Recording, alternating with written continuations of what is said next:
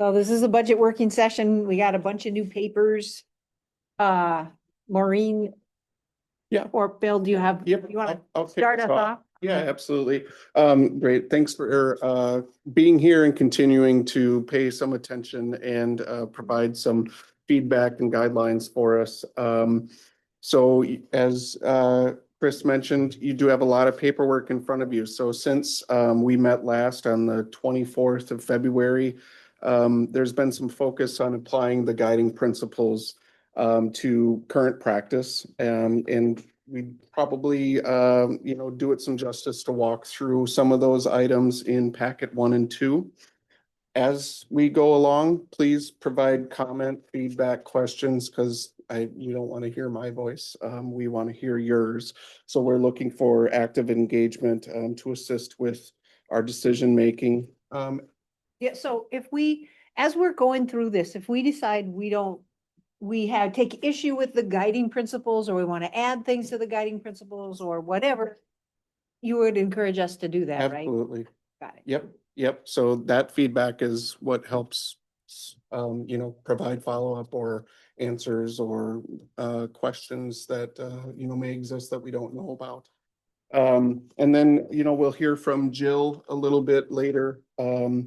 And this is somewhat cliche, but I like to do it, is to begin with the end in mind, that we're looking for feedback and direction, so that when we get to April, to look at, where we are in 2026 with the budget, as well as progress that we potentially have made on items discussed today or in the past. And then just how we get additional direction on some of the mandates and functions that have been provided. So that's kind of my welcome and intro. But if we were to look at the packet 1 that was distributed on March 6th, we have, a little bit of dialogue about what we've been doing, utilizing the guiding principles to apply to certain examples. So I apologize. Are we on a page or on a? So this is board pack page 1. Packet Not really a page on it, I guess. packet 1. Packet 1. Yeah. Yep. In the You're back. right, it's not a page. on it. Head all the way to the back. Oh, okay. See packet 1, packet We got 2. new packets. See page 1 or Page it 1. had a number, I'm on it had a No number. number. Page. Oh, yeah, I guess the page 3 Okay. says. Yeah, Yep. 3 says 3, but 1 and 2 don't. Anyway, My Lewis This- did math. Updated. and Yep. good job. Yep, Yeah, that's right. okay. Yeah. So we've applied some of the guiding principles to some certain examples to give some specifics. Those are detailed in the rest of packet 1, provided that people have had an opportunity to look at those. It really just was a practice of applying the guiding principles and actions and recommendations that were provided to us. But they're real. They're real. You didn't So- make up any. Yeah, you didn't make up the numbers? Nope. Okay, that's good. That's good to know. I assumed they were real. And it's page 10 on the agenda, those who also want to follow along online. Thank you. That's what I looked at, the online version. This is my first time seeing the hard copy, but yeah. Yes, so that would be the application, if you look at the example B, that tells about, an exercise in review of EDA, for example. So, there's 3 specific examples that were utilized, given the approach of things that were discussed back in February. We've provided some look at metrics. So the metrics that we used, where it made sense, sometimes the metrics of taxable property parcels and population don't make sense. So you have to look at what, we have for actual numbers of people served by those programs. So that is incorporated in the very big documents that are behind packet 2. So if we looked at a couple of areas that really needed some conversation, the feedlot program, we provided details and information on that. And if there were to be any considerations on feedlot, there's going to need to be a period of time that would take to implement some of those suggestions, concerns otherwise. And similarly for License Center, these are things that have been discussed in the past. Were you No. looking for something? Yeah, Martha? the feedlot one, I didn't see the same I breakdown. don't think they did it yet.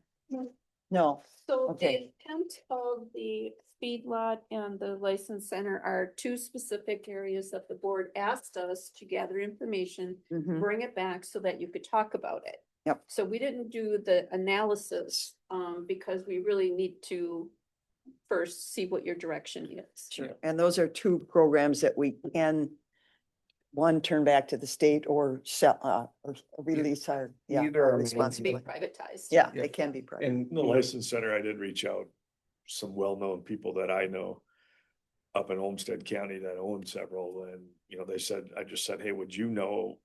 We kicked this ideas around. I didn't, put anything in any sort of certainty yet. They said that they weren't interested, but they know somebody else that might be, and I don't know who they are, but there is interest, people are looking for these opportunities. Yeah. I talked to a gentleman and I have it in my notes somewhere that was, yeah, very You interested. gave it to me. Yes. There would be three things, at least for me, questions that I would want answered before I could make a decision. Well, maybe four, okay. I would say, how many, we'll see if I'm gonna come out, right? No, about the license bureau. Okay, so the first one is that I would want us to have a conversation with the city, since they would be offered, Mhm. and see, because if they said to me, I think we'll take it, that would ease all my fears, right? The second and third are that we've been told that, the state would make sure there was one in the county. Mhm. I would want to know for sure that's true. And then I assume it would probably be here because the center population is here. I guess if there was any way to get information about how they make that decision, that would be really helpful for me in terms of feeling better about it. So I would want to know those things before I, move forward with the decision. So in 2023, we did get that affirmation, but we can follow up again and ensure that it's still true. One of the other big things that I know in the post office world, if you go online and buy something, a local post office that you designate gets the credit, which is interesting. Okay. I don't know if it works the same way when you mail your tabs in. Yep. I don't know if it works that way. And I've been curious about that, if there's any sort of kickback, for the county, or, if somebody goes here and goes to Rochester and gets tabs and they live in Winona County, is there a kickback? Did you see where I'm going with that? Yeah. What are the true financials that are responsible for driving that? Is it walk-in traffic only? How's that work? You actually pay more for in-person service. I just got tabs and it said, it was like I told Marine, it was like a 2% Fee? more fee for having in-person service versus mailing it in. But on the other hand, That how, our center doing it, or is that all centers? that was Houston County. But it just said versus mailing it in. So So- that, it's almost like the state's encouraging you to bypass. That's where I'm the- going with it, because Yeah. with more and They more. want you to do. But how can, look at it a different way, how are ones that are profitable being profitable? Other than we pay rent. If we had that in-house, would it be profitable? I know that we operated in the black and then we went to the red and then we're still in the red, but other counties are doing it. Having county employees with, wages, benefits, retirement, They're better jobs. better jobs, then they're making money. Think they're making money. Well- If you know of counties that are making money, please let me know. I mean, I will say that And when it's level of when I brought this up at staffing. MICA, several other counties that were there at the table, including like Washington and Dakota, said, oh yeah, we subsidize it. And the legislator Yeah, that was that- there talking with. I think I was can help shocked. shine light on this. I own 60 licensed vehicles. I don't even know, to be honest with you. They come to me if I want them to come to me, because we're a huge account. Caledonia Haulers walks in $1 million out of crack. They go to a private person because they're going to sit down and guide them through. They're going to come to you because they're getting paid every time these transactions. So the customer service, I think, is completely different in a private scenario than in a maybe necessarily a public scenario, because I don't think we service like that. And I mean, I could begin to tell some of the idiosyncrasies, how Copy. they can be profitable and entice you to come to them rather than going online, because they're gonna do the paperwork, they're gonna help you do things.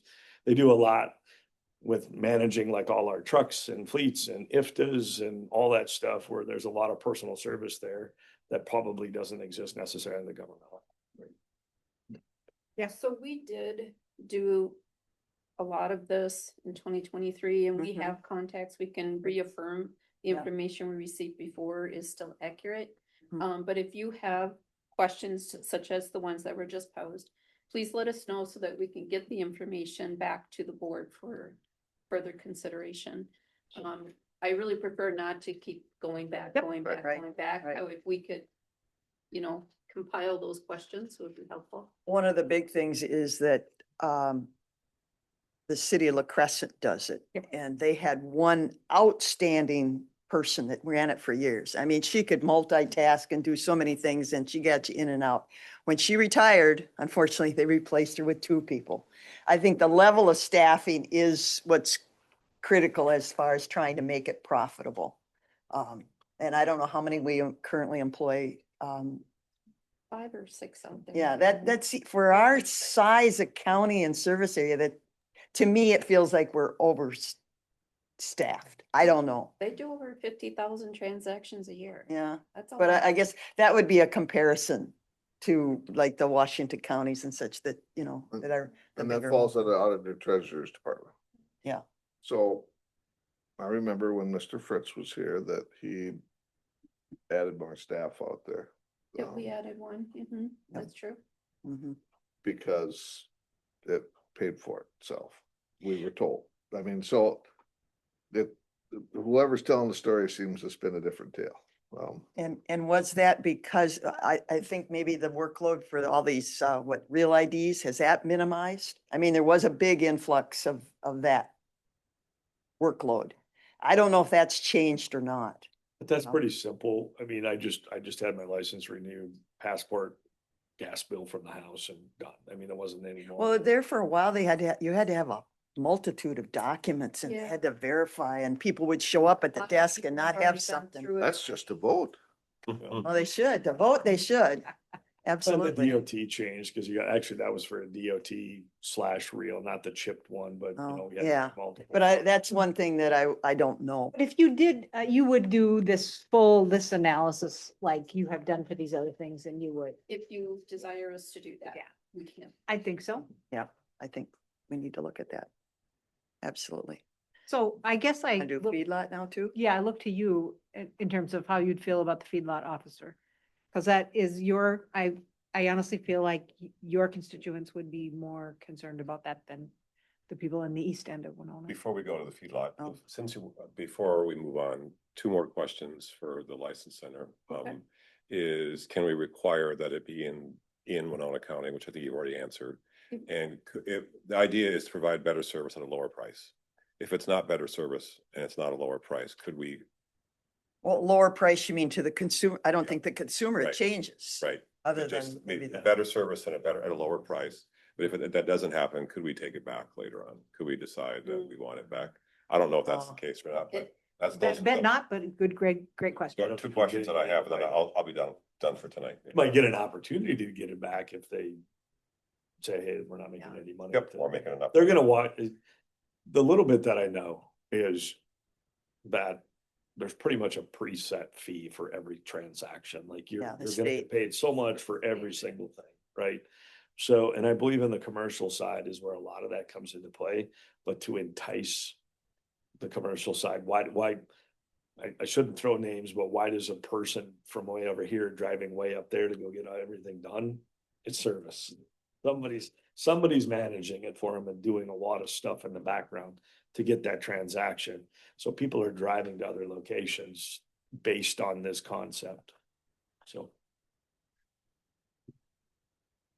Why I go to Olmsted County. do the analysis then. So if you do think of other questions in between, please send them so that we can include it in our analysis. Okay, Oh, I guess the one other question was, okay, so I know that the city, you know, like splits the cost with us on the Great River Rail membership and some other, like, is it, if they feel strongly, if the city of Winona, if they as a government unit feel strongly enough about keeping it here, that they'd be willing to split the, whatever the, cost. yeah, Or you're talking about the license. like if it's 48 or whatever, and they would Shared be, service. yep, if they would be willing to, yeah, help us make up the difference. Yeah, and I'm not, for me, it's not about getting, I wished it was profitable somehow. That's the thing, And I think there's a certain amount of enticement to get people to come in to a government facility versus a non-government, and it's gonna be that customer service. Especially being our tabs in the state of Minnesota are amongst the highest in the nation and it can't make money doing Public it. Papers is. Hey, we fixed, the parking lot is fixed. That should do it. Yeah, that was long overdue. All right, I would- feedlot officers. I didn't Feedlot. even go there Feedlot. because What's of your that. thoughts on the feedlot? You want this, Marcia? Yes. Let's take it. And Ross is here if you have specific questions. How many new feedlots have we permitted in the last 5 years? I think I know the answer to that question. But at least one. New or expansion? New, I said new. No, that was Yeah, not- it would be more expansion. Yeah. There have been a number of registration increases, particularly this last year. Number of head has increased. And when they reach the magic number, the state pretty much takes. 1,000 animal units. Yeah. But they changed that now, didn't they? Wasn't there some changes in that? Not that I'm aware of, I no. thought they reclassified. Eric Hilke called me and he was talking about they reclassified how they're doing those CAFOs and animal units and what they register a cow as now. Brian is up at MACFO conference today and tomorrow, so if there's some updates. I didn't know coming anything in, about it. It's the first I heard. We will of it. have That that. was a conversation last Friday. I mean, I think if we did decide to do it, it might be good for staff to do a presentation at the township officers meeting or something. I mean, I asked about it at Soil Water and I got answers on both sides. I think the biggest thing, so I mean, the unfiltered truth to me is it's perception of what our role of government is in agriculture. If that person is looked at with a badge and a gun, they're gonna say, go away. If they're looked at as, I'm here to help you, they're gonna say, come on in. And so that can change from, I think, agendas on board members. It can change from person to person that sit in that position. It can change from state regulation. It can change based on what that person is put into, right? So I could see how it could be very beneficial. Why did we see a rise in expansion this year? Not in the dairy sector, but probably in the beef sector. Go buy a pound of hamburger. Okay, there's money in it. Now watch what's gonna happen. Eventually that's gonna go this way because the market saturation will come in and then we won't see that anymore. Which justifiably, we don't have the permits, we don't have the expansion, because now you could say, well, dairy is going this way. There's a limited cap and all that. What does that look like? I could see in 10 to 20 years, unfortunately, being more of a corn bean county. Because we are losing animals. So it might naturally degrade itself out anyway. As we get into this cycle of where's the dairy going? And when beef isn't profitable, you just see the animals go away, which means the third row crop rotations go away right with it. So it takes so much alfalfa to feed a cow. Doesn't matter what cow it is. So, whether they're segregated in an area or spanned across everywhere, there's a certain amount of third crop that's going to get put in. And there's a certain amount of people that need to regulate it. As we see the amount of farms go backwards, which is the trend, I think we're going to see less and less need for a feedlot officer. So the guys at Soil Water, they thought probably, is it Mark Gurnis? Yeah, He used to be. used the- to be. Yeah, Mhm. they thought it would fall back to him, and then some of them liked him and some of them didn't. Yep. And that depended on what they thought about Where I whether- get my comments from. whether we should have or not have the feedlot operator. So, That's But, been about but that 20 falls the years. same currently. I mean, a lot of people like Carly McGinty and Mhm. Brian, they Longer don't, than they don't know who we he, don't know him yet. they don't know him and such. But One of that's the things that first. would be part of the decision here is, looking at page 17 of the packet here. And we did this, and I don't, we took the manure management dollars and gave them to Soil and Water Conservation District to do the manure management things.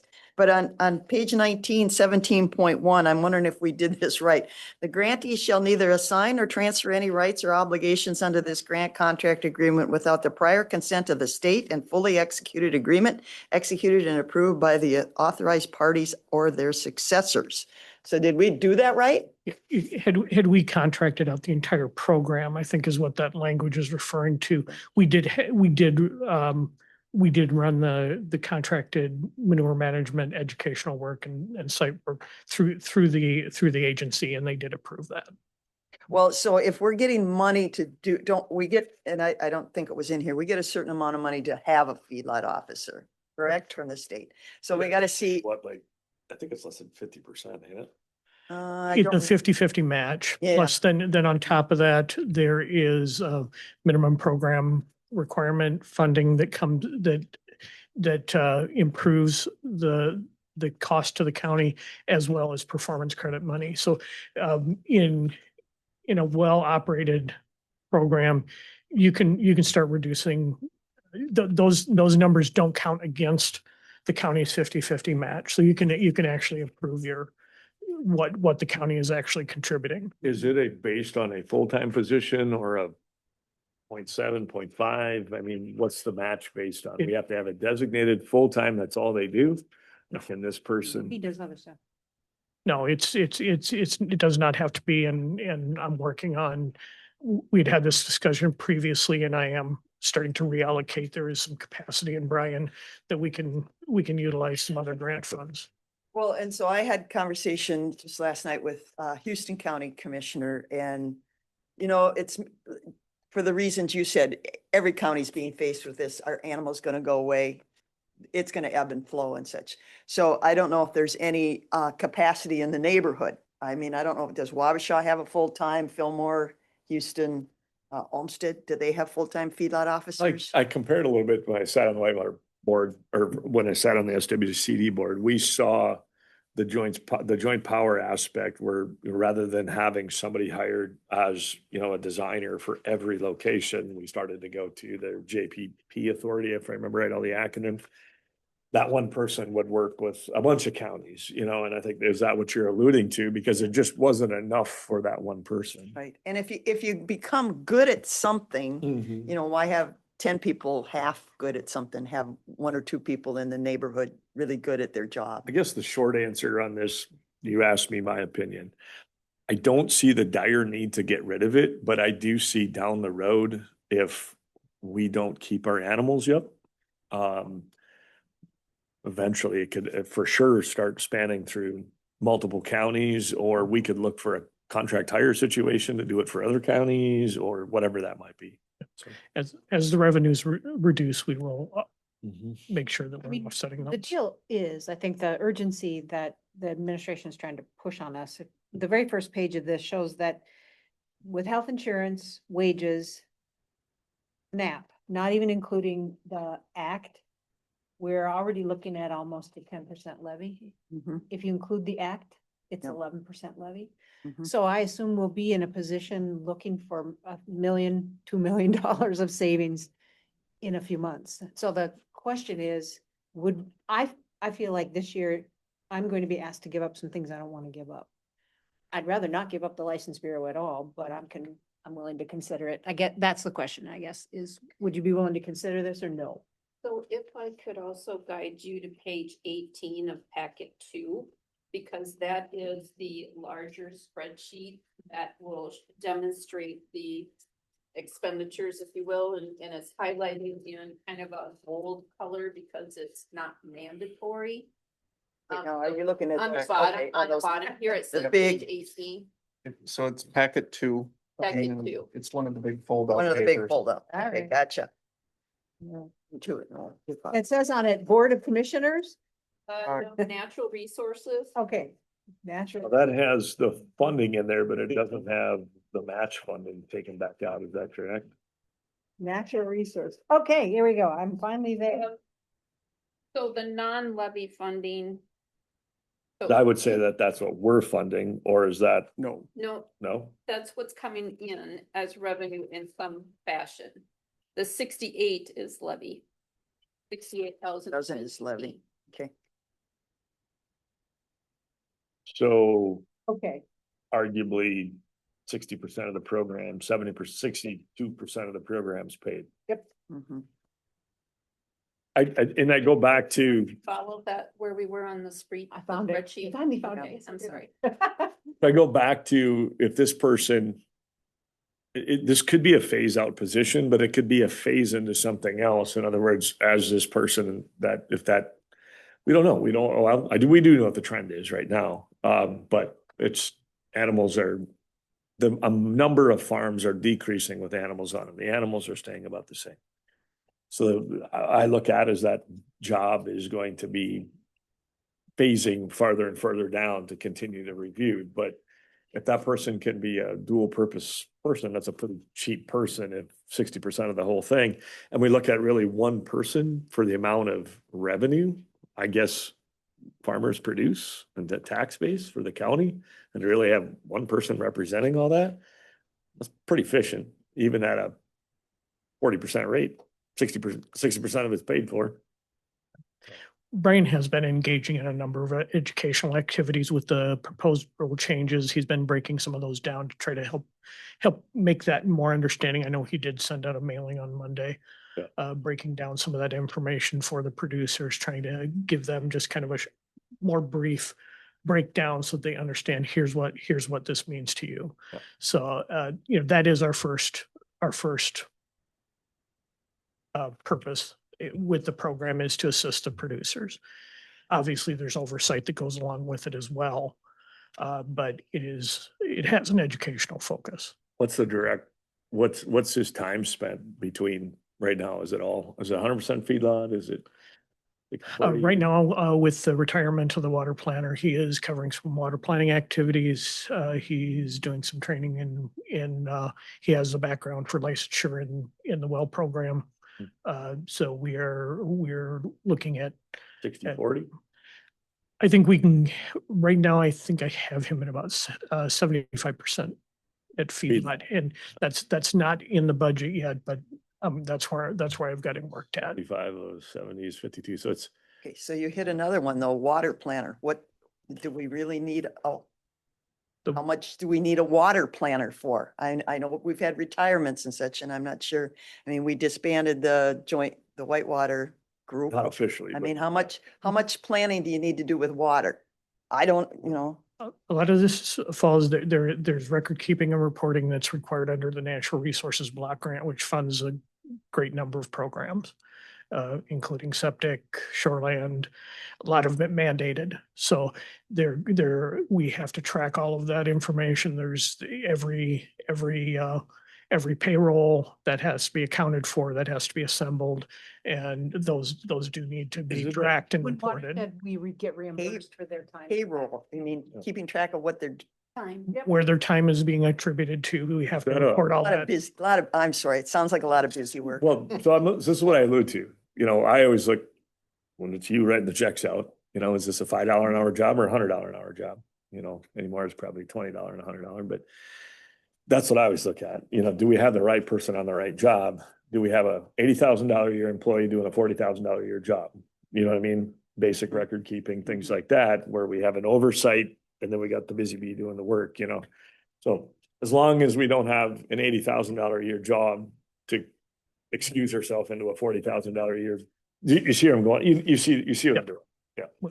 We're trying to make sure that we're maximizing our revenues and minimizing. But I mean, it their- doesn't turn into that where we have this person, we don't know what to do. So here, go do this, like Commissioner Ward says, go do this busy work just to give you something to do, Sounds like maybe you're not interested in having admin do the analysis about getting regular feedlot officer that you? I just think for the value, what it is and such a big part of the tax base, I mean, we're looking at an employee right now that's only 40% of the cost and 75% of that 40%. It's a pretty low thing to kick them to the curb on true cost.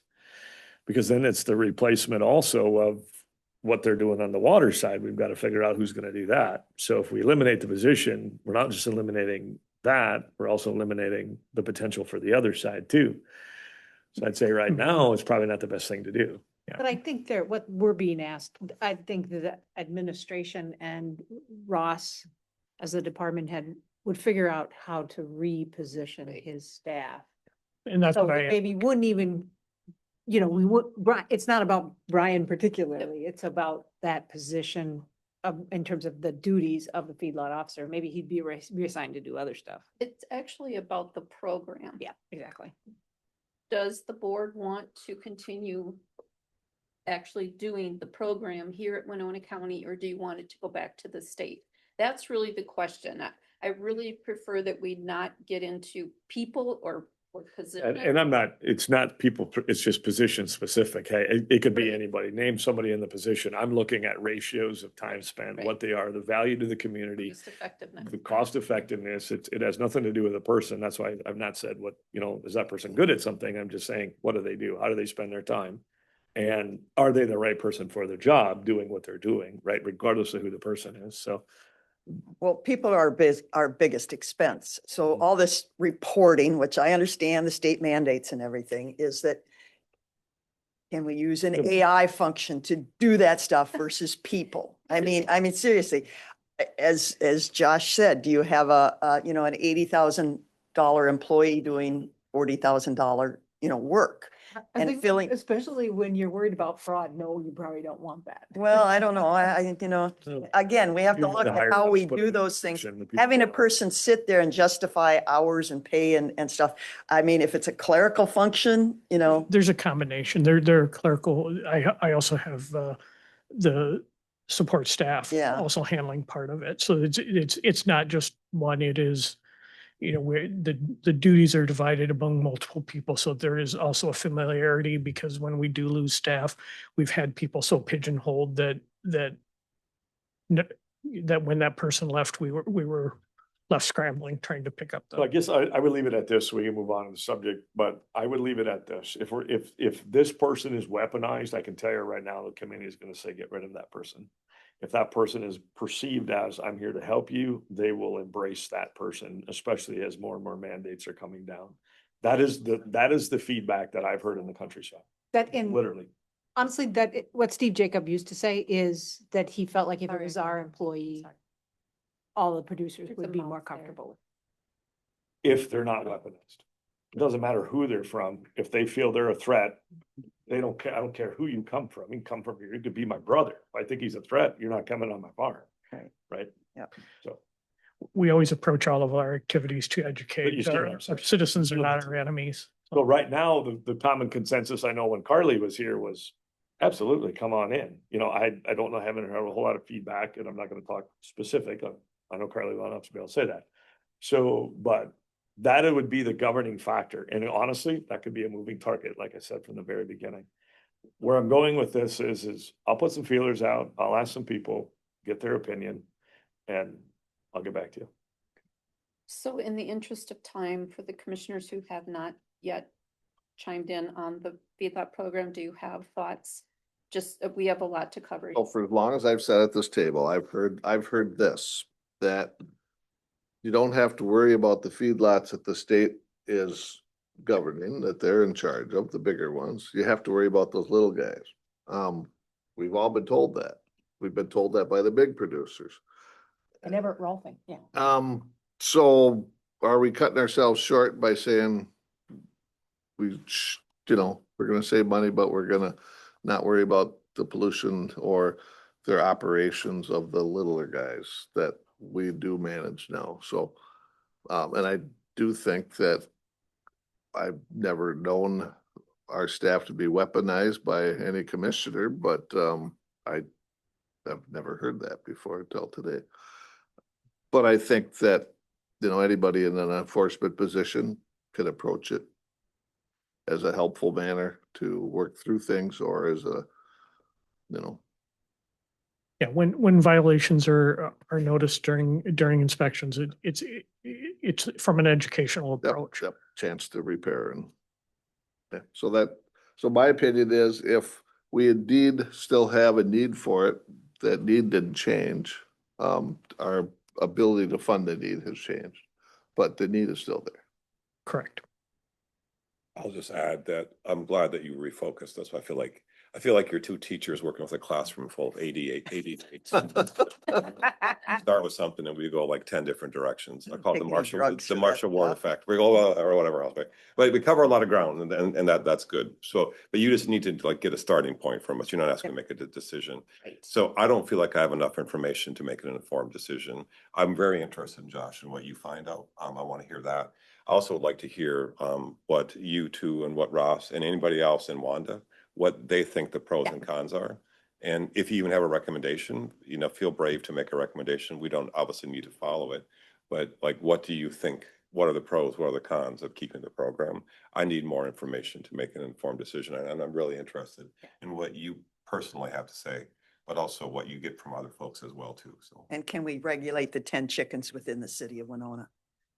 Well, can't have. 12 Yeah, 12 now? No, But no rooster. No rooster. No. Let's not go there. Let's just focus. Okay. Focus. So. Well, and I would like to know what the neighborhood is doing too. Is there any capacity, does everybody else in the neighborhood? You mean like sharing a feedlot officer? Is that what Yeah, you're talking about? potentially, in all our positions. I mean, I think we need to look at our neighbors and, we don't need to duplicate everything if there's capacity. When there is not capacity. When Carly did leave, we Mhm. struggled We tried to to. even contract it out. So there was no willingness to Well, did you contract. talk to the commissioners? No, you talked to staff. Well- So there's a difference there. Okay, point made. So on the examples A, B, and C, which is Were you The back under library? packet one? Oh, we're back. Packet one. library, Well, E, I'm A, sorry, Chris, Yep. does the staff have what you need from us? Yeah. on for those right- two. Yeah. Okay, but on these three examples, right? Yep. So the library, Yep. the EDA, and then adult services, right? Which you gave us as examples. Right. Are they actually just illustrative, or do you want us to come back with an opinion about them? Well, I think part of it is to walk through the example that this is approachable, not just by me or Maureen, but by you all with the information provided. And we can't do this for the 100 and some odd programs we have, right? Like, so when we ask for feedback and commentary, it would be directed, right? Because this doesn't just happen applying the principles, right? The guiding principles, but. Okay, so if the library is a real example, I would want to know from the library if we took $76,000 away from their base, from the funding that they have been getting from us, what that would mean for their programming. I would want to know that before. I'd also kind of want to know what the city thinks about it. And Which city? The Winona, because it's their, I realize it goes towards all the libraries. They make a big contribution in the facility of the Winona Public Library. so if I may, part of the logic in coming up with the guidelines and the criteria is so that we didn't get bogged down in some of these other different perspectives. Not that that's not important, but again, the logic was for you to have some criteria in which you can base your decisions on. Again, however you want to do it is fine, and we'll get the information, but the more we go down the rabbit hole, the less we're going to be able to really achieve decisions. Right now or ever? Well, potentially both, I don't know. Okay, Again, I'm just because sharing. there's certainly, We can spend a lot of time doing a lot of gathering of information, but what are we gonna do? right. However, you do want to know if on any topic where you Yes. broach it, if we have questions that Absolutely. we need to have answered in order to make that decision. You do want to know what those We are, do, right? we do. So do you want to talk libraries? If you, Or do you want to just like have us follow up with questions on paper for you or, email you I'm good either way. and revisit it? I mean, the intent is to hear from you. You know, we just selected it, and I'll be upfront, I'm the one who selected the three, Yeah, and here's my logic to it. The library is a yes, no mandate. Yep. It's a yes, you're mandated to a certain point, Right. and it's a no for the 70-some thousand that you're not required to do. that's right. So it's a yes, no. The economic development is 100% no, it's not mandated, it's optional. The adult services, again, could be a yes, no, but we don't know that, it's under analysis. But it's definitely mandated, and so that's why we did the analysis to show you're required to do certain things, but at what level? Mhm. Okay, so I was trying to show the different, oh, you scared me. The different methods in which we are paying for things, or things are paid for, I should Yep. say. So the question I would have about EDA is, I'm sorry, we just hopped from Selco. yep, I just asked my questions. Okay, Do you have questions? I just want to make sure that we're following some kind of, you're trying to create a process. Like, Right. is this a good decision-making? Yes. Yeah. Now we're hopping all over the place again. So let's. I'm fine doing whatever. Okay, no, We all do right. want both, but yes, we want to know, is the process amenable to the board? Yes, it Because is. we came up with Yes. guidelines and criteria, and we need to know, is this suitable for your decision making? I think yes, but I will have questions on it. It's very good information. It's the most detailed information I've had in 20+ years. So thank you for that. Yep, and that, I And- agree. And again, but you're right. We will jump all over and who supports what and everything. So I guess that's just. Appreciate that, I Yeah. really do. Yeah. And it's good for us to understand and know that. Yep. My concern is that if we spend too much time on all of those details, will we We aren't- get to a point of making a decision? Sure. And I don't mean me, I mean the board. Okay. Right. So We have 45 minutes left thank for you. this. Thank you very much. And we do have a couple more areas to cover with I- the okay, boards. I We would- can bring it back if you. I would want to know if, the fees that are going to do the EDA stuff, I mean, the staff costs, whatever. If the main thing that the EDA does is the revolving loan fund, could we recoup those, could we charge those fees to that fund? My guess is no, based on the agreement that gives deeds Thank money, you. but Well, Russ shook his head no. yeah. well, the EDA, have we ever asked, that got started back in the flood of '07. They gave us a bunch of money and we started revolving. When you break it down, levy costs per loan and total, I mean, that's, a bank would not be in business doing it this way. So if we're thinking of a business model, have we asked what else can we do with that money versus a revolving loan fund? And I don't know that I've ever heard the state tell us what we can and can't do. Well, Maybe we give- have, I just didn't listen. Given the current interest rate trends, we have a lot of those revolving funds committed. Some have not been dispersed yet, but they have been committed. So the amount of available funding, I would have to check the latest budget report, but I believe it's in the 400,000 range, 400 to 500,000 range that we have left remaining.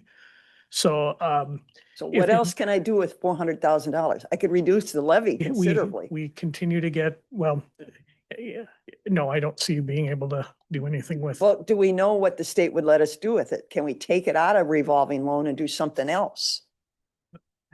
um, We have that in writing. I suppose it's something we can investigate, but I think If we do the, that, We have looked. then we at it lose over the the ability years. to. But I've never use it. heard anybody give me an answer. Well, I think Maybe we've I haven't had got that the answer. I think it's right in the bylaws, what that money can be used for, what it cannot be used for. And Right. ultimately, it goes back to the state if we dissolve it. So. I guess the bigger thing with the EDA. I would hate. Leveraging money is how you make money. Right? That's how you make money. Go spend it, gone. Can't make any money off your money. So there's a perfect example of, but you Penny have wise, to no. understand the expense behind it. And if our expense to loan ratio is too high, we're screwed, Yeah, right? Yeah. well, it That's what feels we gotta look awfully at. high. Yeah, but government is not about making money. I disagree. Yeah, 100% I helping others disagree. make with money. all of my heart and soul. I In this- disagree. In this Because instance. no, it isn't, because if we have the opportunity to use money to help other people make money, we make money, they make money, everybody makes money. And if we dissolve the ability to do that by liquefying or liquidating a fund, we can no longer continue to keep the machine rolling. I disagree wholeheartedly with that. I don't think we're supposed to make money. That's what EDA is for, is to help businesses in the community grow. It's an indirect way to make money. But if we can use money and leverage the money to make money, that is the key. Invest it. It's the very thing I said with the opioid funds, all this stuff. But let's create a money generating machine that indefinitely pays out to our community rather than just figuring out how to get rid of it and having a short-term gain, long-term loss. To me, it's about generating a constant stream of revenue that offsets or adds to whatever benefit for our taxpayer. let's That's take what the I wanna- $400,000 and buy a bunch of beef cows and feed our prisoners and reduce. the Amen, beef. sister. Let's go do it right now Do it. I because we mean- can make money. Uh, just to provide a little background here, the revolving loan fund is bridge funding. So when, Yeah. if a borrower is not able to leverage all the whatever capital and resources they have, then they come to the county to provide that bridge to get to where they need to be able to realize their project. When interest rates are low, our interest rate has always been higher, so then they pay the county off, and then that fund replenishes, as well as the regular payments that are occurring on what I funds guess the have been model loaned. in my head is if you can somehow create a scenario where whatever funds we have, this would be the ideal. I'm not saying we're gonna get there, but I would love to get there. Whatever funds you have generate enough income to begin to do something. And you only leverage the income in which it's created. And then you leave a certain portion so it continues to grow, to keep up with inflation, set the inflationary factor. So if something generates $50,000 a year out of $300,000-400,000 worth of funding, whatever that might be, you add your inflation factor to it, and you can only lobby back against the revenue generated. That was the way an EDA should be run. That's the way a lot of these things should be run, where whatever gets put back into the pot is the only thing that can go back out. So we are not allowed to offset any of the fees for the loans against the loan fund. So, yeah. Not That would be my- my only Yeah. thought. Go ahead. So if I'm hearing by consensus or a majority that you would like us to review it for efficiencies to see if we can lower the cost of what it's taking us to perform it. Is Yeah. that what I'm hearing? Well, the really. How did you come up with the understand third, this is 13,000? What went into that figure? I don't know, staff time or something? Then that's not it's not efficient in my quick analysis. We review it for efficiency and if need be, we'll bring it back. Is that workable? Okay. Yeah, the cost per levy and then total cost, 29,000. I mean, yeah, that's a lot of money to do paperwork. Okay. Mr. Olson I- is eating, but wants to share something with us. Trying to chew. Good luck. In referring to what Josh said, you're not realizing that the gains that we have in the community when we are funding a business that expands and it's growing and they're hiring more people. So that was not enumerated in the equation. So. Well, a good EDA would have those figures and facts for us to say what it has generated for every dollar spent. What's the magic number that it generated? I don't know. I guess I don't. Well, All I know is that a couple have defaulted that we did, and I don't know the success stories, to tell you the truth. you know, the cost that you are having here is not taken into the equation. The intangibles of what economic development is. Mhm. Yep, yep. Chris, do you think we could segue to address Jill Chafee? Yes, And let's do her, that one. so Yeah, let's do if we were to transition to packet 2, Yeah, that's. yep. There's a small presentation about the funding process that's found on page 50 Because the of state packet 2. makes HHS funding so No, easy. That must have been add to the So binder. it's That's right page there. Yeah. 40, yep. Yeah, Yes. the add to the binder was on a table. Yes, thank you. All right, so we'll start at the beginning and have some good conversation.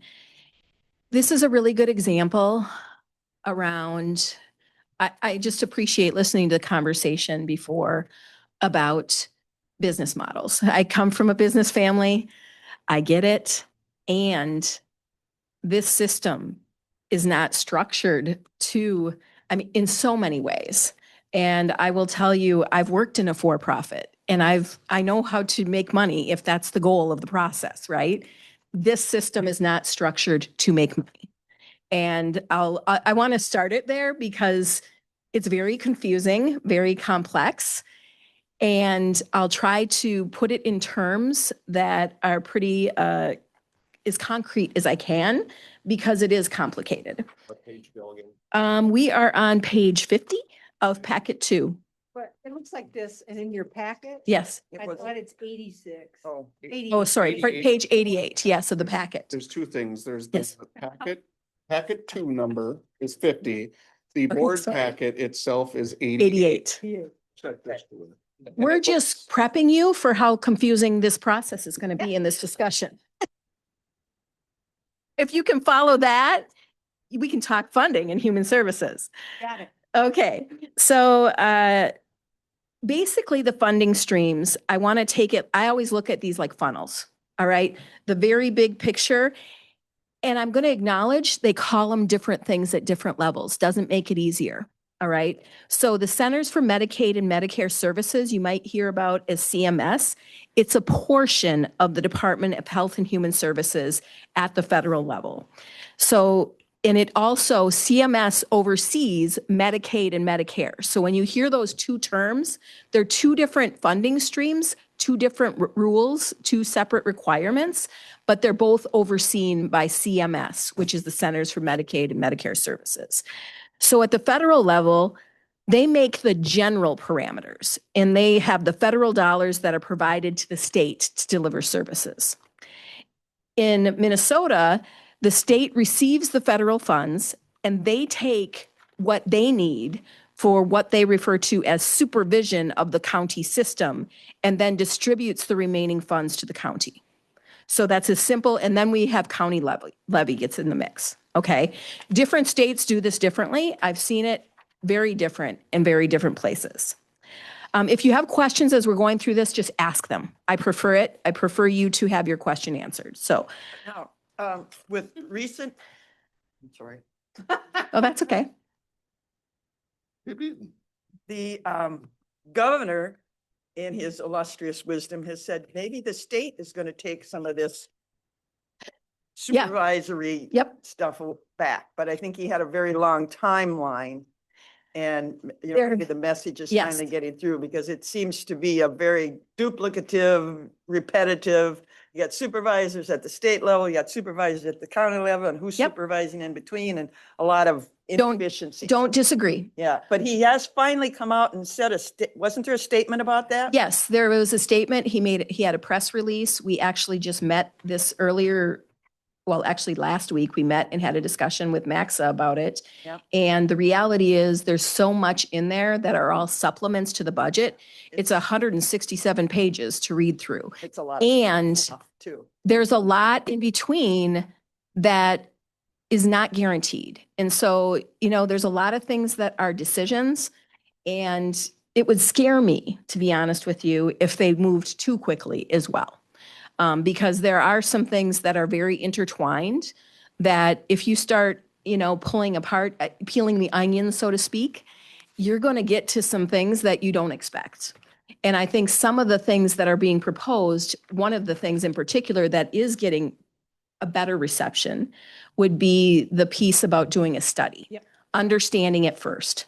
You're right. But we need a study, right?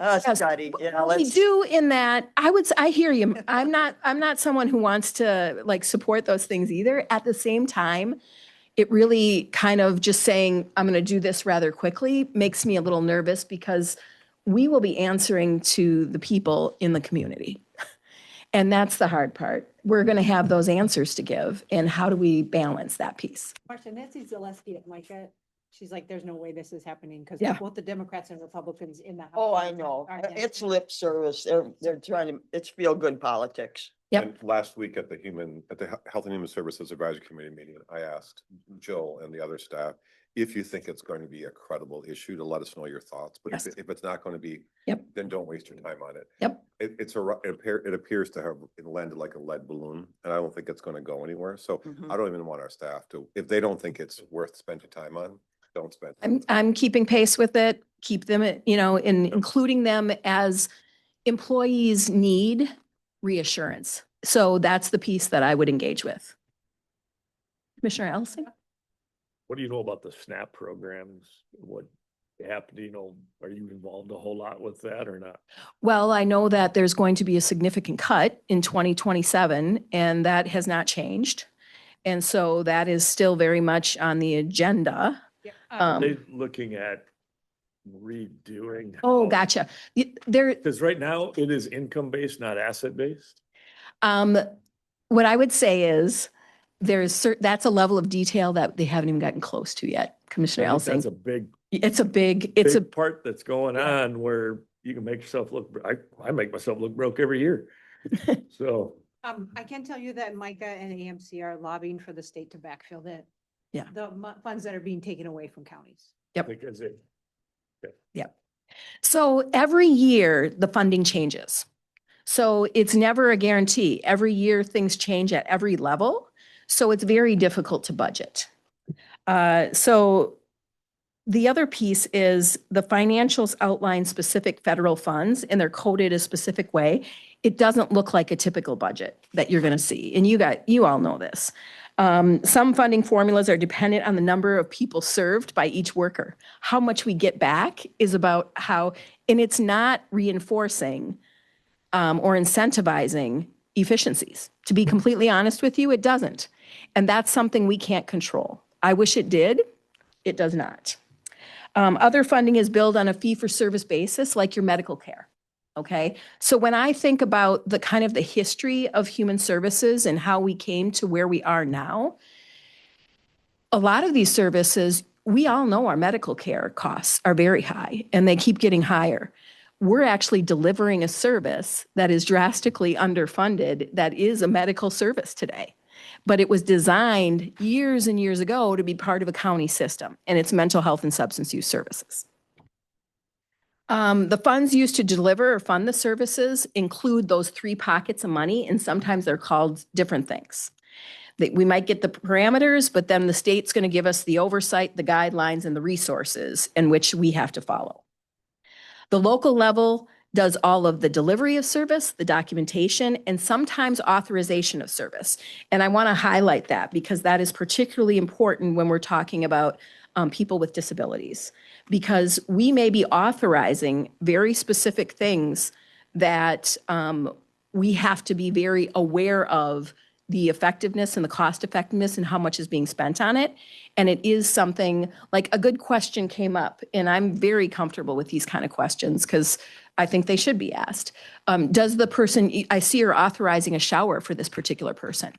Was that necessary? How come we're putting a shower into this building? Because they don't own that building, but we're doing it and now the landlord is getting that money, right, for that shower.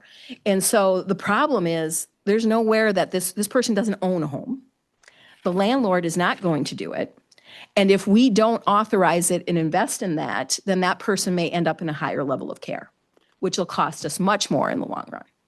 So all of those things are factors that we think about as we're authorizing a service. Right now, there is a temporary halt in federal funding for 14, I believe, specific services. They were referred to as high risk. And these are not services, I mean, they're services that we see in the community, but we haven't had as much direct connection with. So they're not the types of things we're authorizing at this point in time. So we're really sending though a mixed message to a lot of people. Do So tell me what you today- mean. So today on network TV, there was an ad for Medicare people to sign up for a $1,200.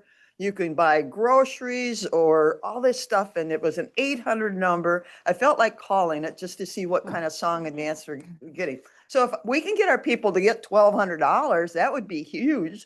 But I don't know who's paying that 1,200? Where's that $1,200 coming from?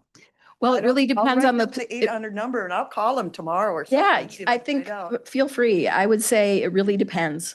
And that is the hard part in our system. There's no clear, this is what comes from this money and this goes What there. I'm saying is we're telling them on a TV ad, Oh, we yeah. got all kinds of money, come get our money. And then we at the county are saying we're Yeah. struggling to pay for these things. So again, it's a real convoluted message to the general public. They don't try, and I hate to say it, is that the trust in government is probably low and going lower. Yes. And actually, that brings me to the next section. So thank you for that segue. We do have to talk about fraud and abuse internally at the county. Abuse is when payments or services and there's no legal entitlement to that payment, or the provider has not knowingly or intentionally misrepresented something. Fraud is when that somebody knowingly does that and intentionally does it. So we really talk about, if you see something, say something. We want to know if there's something going on here, if somebody's not doing what they're supposed to do, we want to know about it. So, and then we have the piece where if somebody does report it, they cannot be, there's no retribution. They cannot be discharged, demoted, suspended, threatened, harassed, any of those kind of things. So those are basic parameters that we are expected to make sure people are aware of if they're providing services that are funded through the federal government. So when I look at the financial reports and why they are structured the way they are, it's like each level of government is having to intersect in those. And it's super complicated. I mean, Phil and I have had conversations. I think about how I did it either in the private sector in Wisconsin or in the public sector, and how do these things all intermet, how do they come together? Each funding stream at each level of government may have set of rules or set of parameters. So all of these things coming together could be conflicting messages, as Marcia said, those kind of things.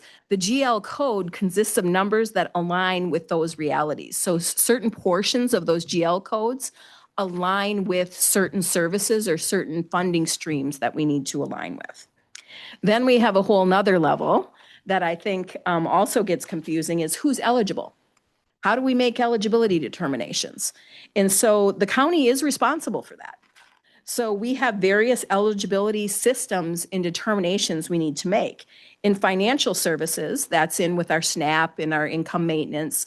Those are situations where we look at the paperwork that's completed. We're asking people for their tax information, their pay stubs, their bank statements, a lot of details that they must bring in, and we have to put in the system to support our decision-making around eligibility. What's the, how do I say this? What's the incentive to get off from it? I would say a vast majority of people do get off of it, okay? And that is, seriously, a vast majority of people use the system when they need it, and then they do get off of it. There are people who may need it forever. Take a person with a disability, Yeah, a that's person who, different scenario. yes. Oh, but they're included in this group too. Yeah, so they're one of our subgroups that we serve, and I'll talk in more detail about that, the under 65 and the over 65 and how that all blends, but you're absolutely right. There are subgroups that are on system support or work with the system, for example, for life. Others do not, and a vast majority of people do move off of But it. what's the incentive to get off from it? Well, I'll tell you, from what I hear from people, it's about not wanting to be dependent upon coming in here and feeling like you've got to ask for something. I haven't met anyone that likes to ask for what people might refer to as a handout. I've never met a person who wants that. It does take time where people need to feel it to be different. And when you have never experienced something, making that shift.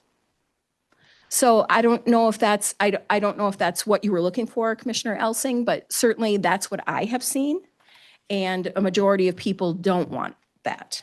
Is the question, is eligibility the same in Iowa as Minnesota, as Wisconsin, or? There might because be there's a- certain there's a- pieces of it that are Okay. the same, but certain parts that are not. Not, okay, because Minnesota has the tag of being a welfare-friendly state.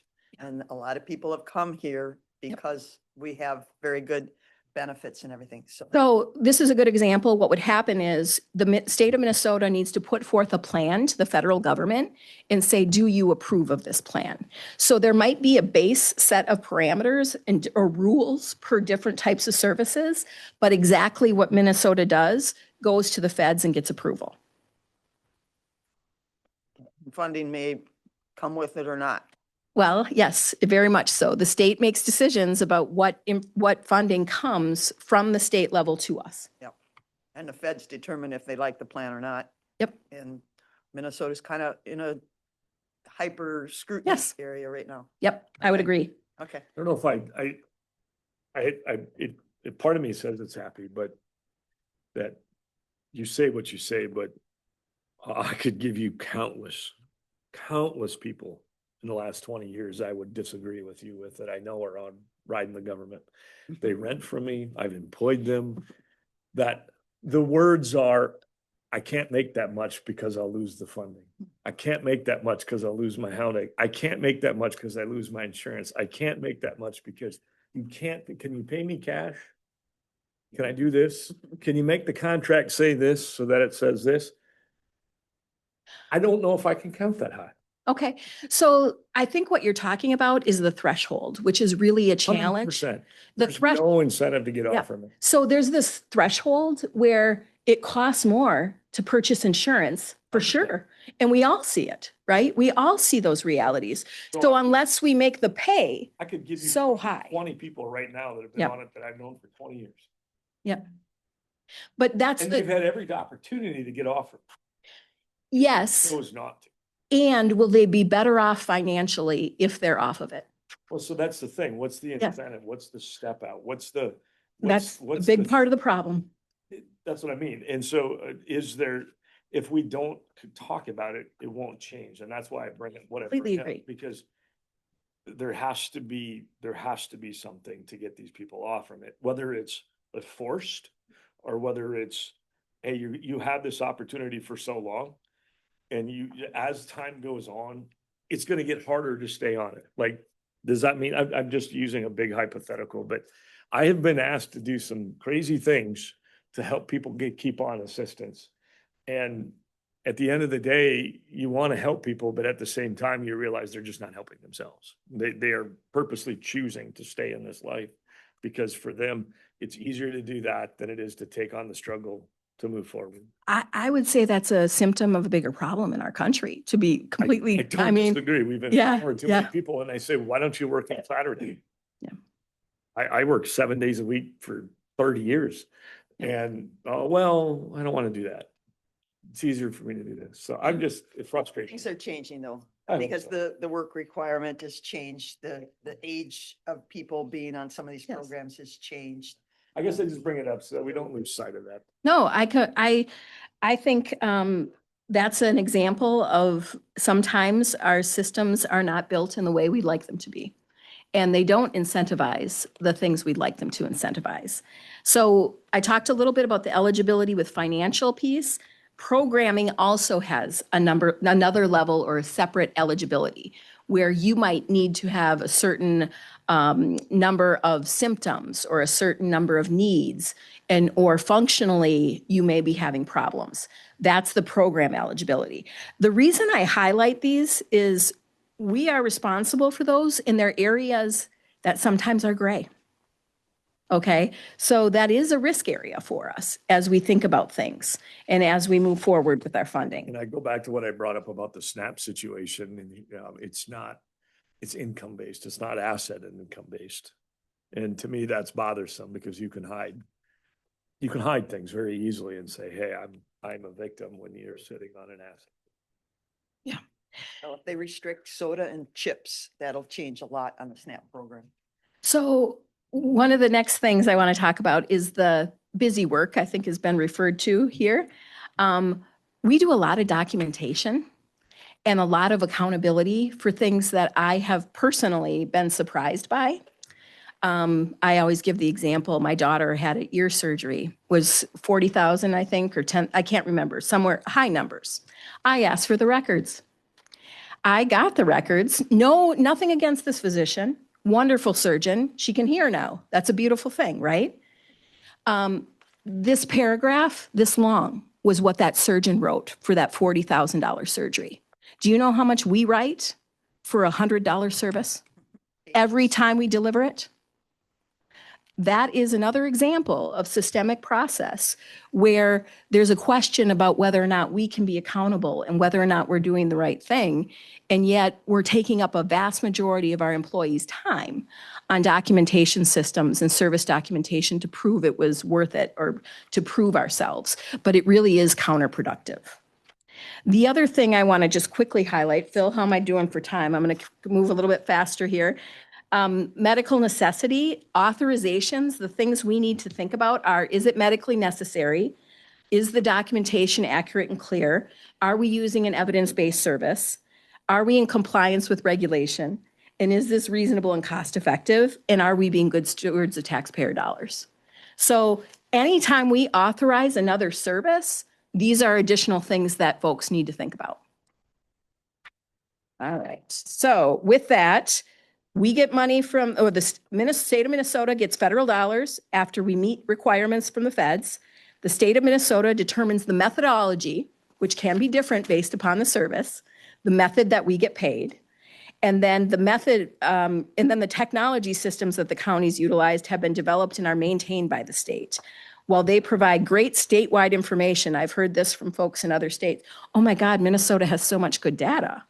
The reality is that data technology does increase our risk at the county level when we start talking about errors and potential risks. Questions? Usefulness. Was this useful? Not useful? Oh, yeah. Yes. Any of this stuff. But I guess maybe you could, at some point, give us what are the gray areas? What do our staff Mark. have to make, just what's a big one? I mean, Mhm. are we being more supportive or less supportive? How do we balance if it's a gray area, if the state says it's a gray area? Like you give here reasonable in cost, so purchasing Yes. a weighted blanket for $100 versus a weighted blanket that's covered in expensive fur. I mean, do we have a lot of that kind of thing? No, but there are times, and I will tell you this didn't occur here, but I have spent personally in an appeal a period of at least 16 work hours giving in another state, giving a appeal to a judge because we denied a service. We denied a gazebo that was thousands of dollars compared to another item that we said was sufficient. And so it takes time and it takes work to be that good steward. And so there are examples of gray areas all over the place. That shower that we talked about, was that the right decision? That's why we really look at that medical necessity. How do we do it? And is it the most cost effective? And that's also why we've got to not have too much turnover at every level, because there's a lot of detail to this work. And we got to have people knowing what they're doing. Yep, what's right and wrong. I got a couple sister-in-laws living in the great state of Massachusetts, and the services and benefits they give, I just cringe. I mean, they don't need what they're getting, and it just. The state of New York right now, what did they just announce on CNN, Fox? $81,000 per homeless person they're spending. So that's why I question if every state has a certain amount of Just give discretion. them the money. Oh, yes, they do. Absolutely. Every state It does. just goes to show the inefficiency of government, and when government gets involved, it gets messed up. Okay. I don't know. I would say, I just want to qualify. I think a lot of it too is how we were established 100 years ago. What we thought of mental health and substance use at that time is very different than today. And I think we're all grateful that it's different than it was then. And so we're just seeing the ramifications of some of those things over time. Do we have time to hit Blue's contract? Yes, Okay. I'd need to. I What page is that? think, okay, so we're looking at packet 2, page 7, county board agenda packet, page 45. So one thing that I did want to communicate to all the commissioners, I have I went through these spreadsheets. I prepared a list of items in here, like extension, license center, land survey, remonumentation, revisiting the ownership of Apple Blossom Park, as items that I wanted staff to do an assessment of. I'm encouraging you guys, if you have items in here, to do the same thing and send them to them. Yes. Yep, that was something I mentioned, when we kind of jumped into the dialogue, is that those inquiries and feedback are what's gonna shape some of the deliverables that we can provide that's in here.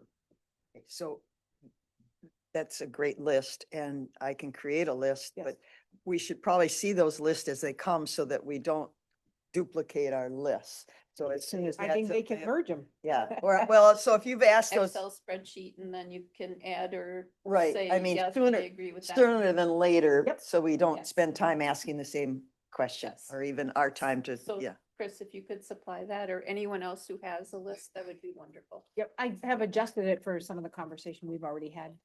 Thank you. I'm sorry for that diversion. All right, okay. go for Well, I'm gonna, sorry, so we're gonna start committee board at 5:15. Will we give ourselves 5 minutes in between? So We just doing a time check. it. You Yeah. need it. Yep. I'm usually the one that stays in the room while you all run away. So just make sure that you older folks get a chance to use their. Careful. All the latter people. Oh, there's a discriminatory. Don't We make got a them lawyer- fight we me got a before lawyer my in the talk. room. Man, that hurt. A lawyer in the room Oh. for age discrimination?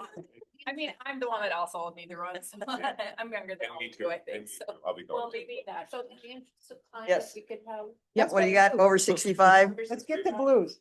This is a, You want to quit the contract, you can save us money? Is that the Well, nuts and bolts? it's of it? not just save money, and I want to talk about how amazing this group of employees was when I talked with them about this.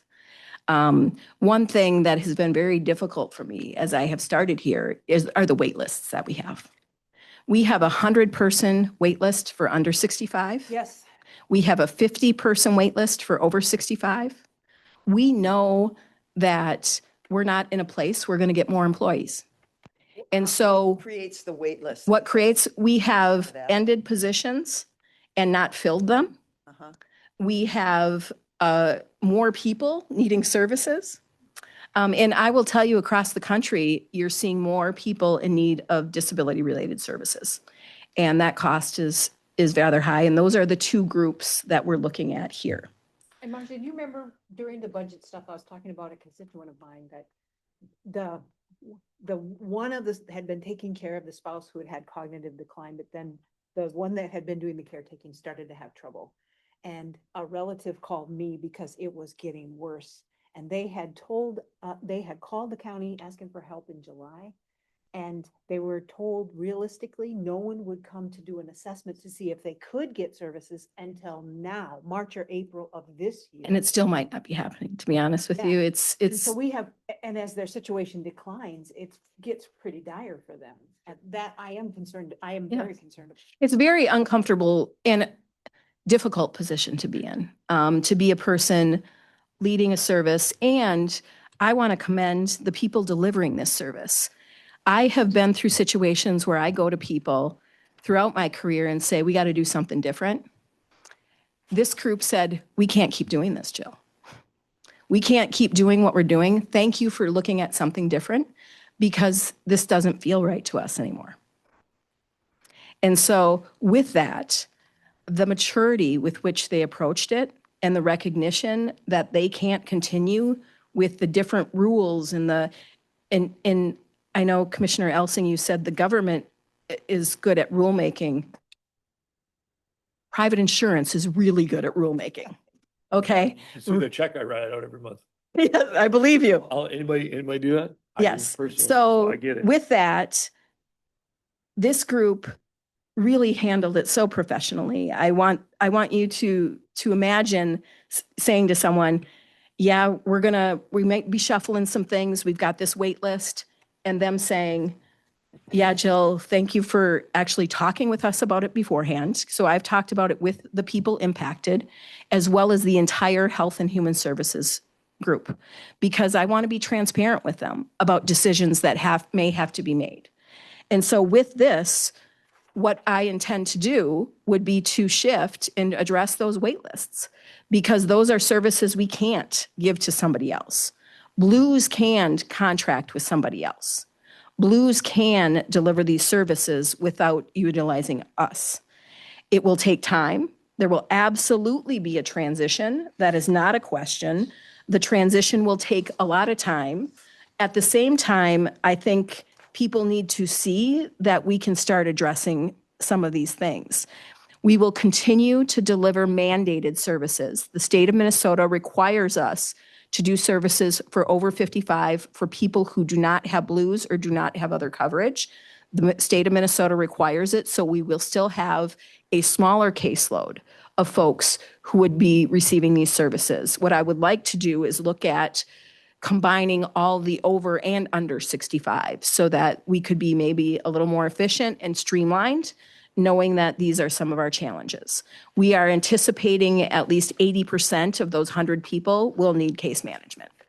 But you're saying Blues can do, Yes, they can do for, they take, I guess I don't understand the division of responsibilities then. it's who they cover.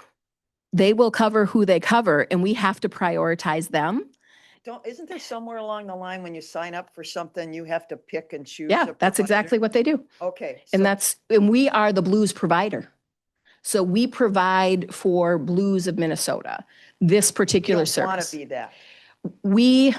What we're proposing here is that we no longer deliver that service, and we only accept the state of Minnesota people that we're required to accept. Ones were mandated. The ones we're mandated to accept, Private insurance, the Blues will have to take. take elsewhere. But how do we Okay. lose a certain portion of the funding? Absolutely. So if you look at page, let's see here.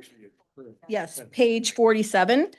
This outlines, so, Agenda. yes. Oh, let's So- see now, Page packet 2/9. 9, cost analysis. Yep. 512. But yes, I got you. Okay, so Not over 65, you don't have his attention. as you can see, we have had losses every year with the I'm well over exception of 65. 2023.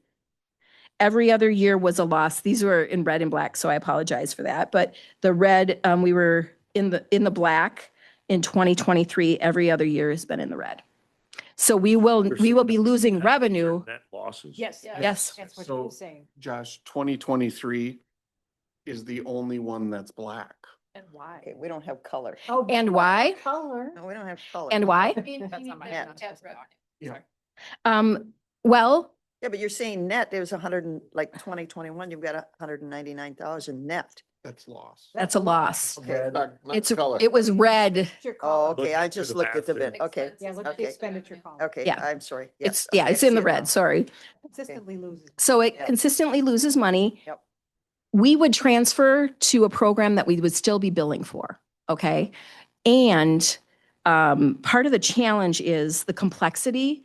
I will tell you, I'm covering for a supervisor who has left, and she oversaw over 65.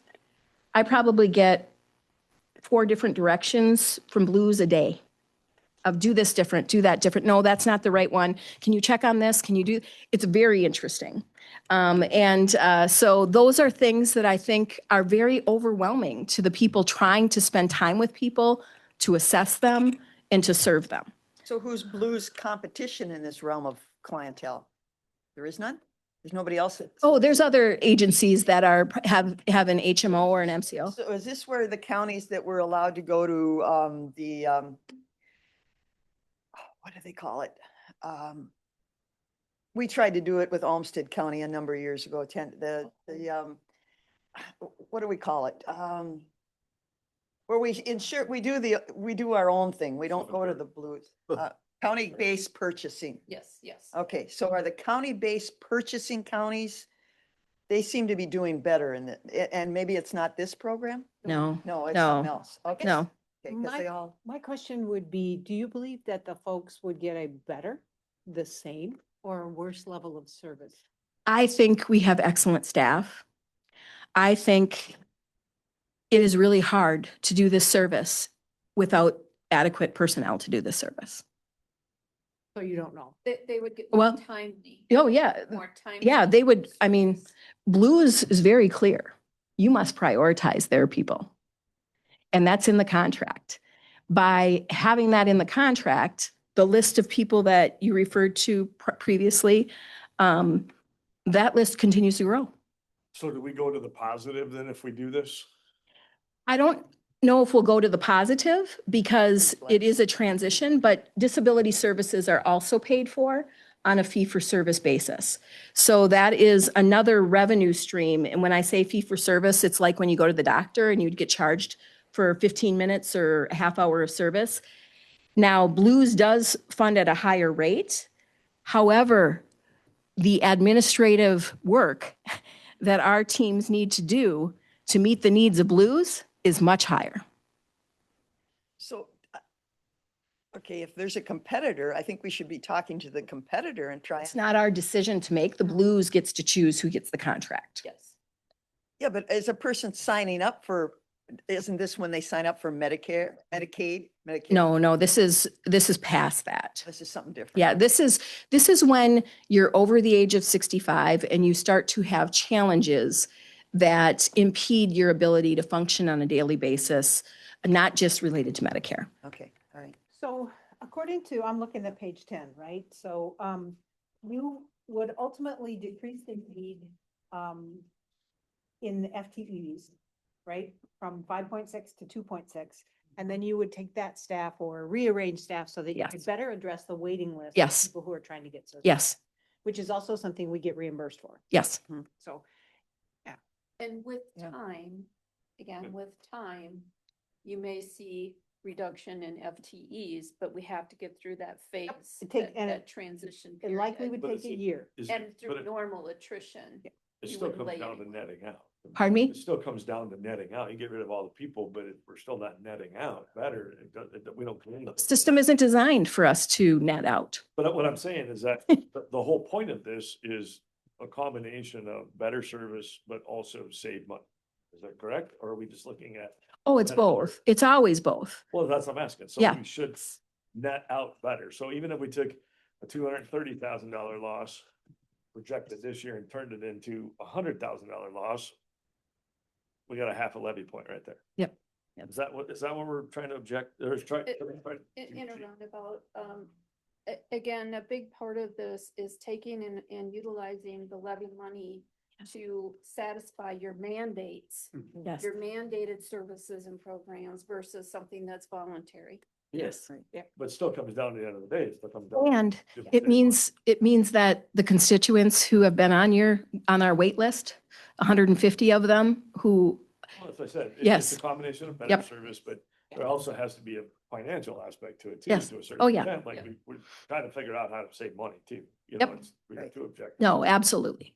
But there again, so is I'm sorry, your last paragraph, the transition plan, Okay. that they choose Yep. that as their health plan. So I know we provide these services, the senior citizen center or something. So who helps them choose a service? Is there a better service than Blue Cross Blue Shield? What are the options? Is there a think better it one? Really depends on all the different options of HMOs that people look at and choose to. So what happens at the state level is those aren't decided by the county, what type of HMO you can sign up with.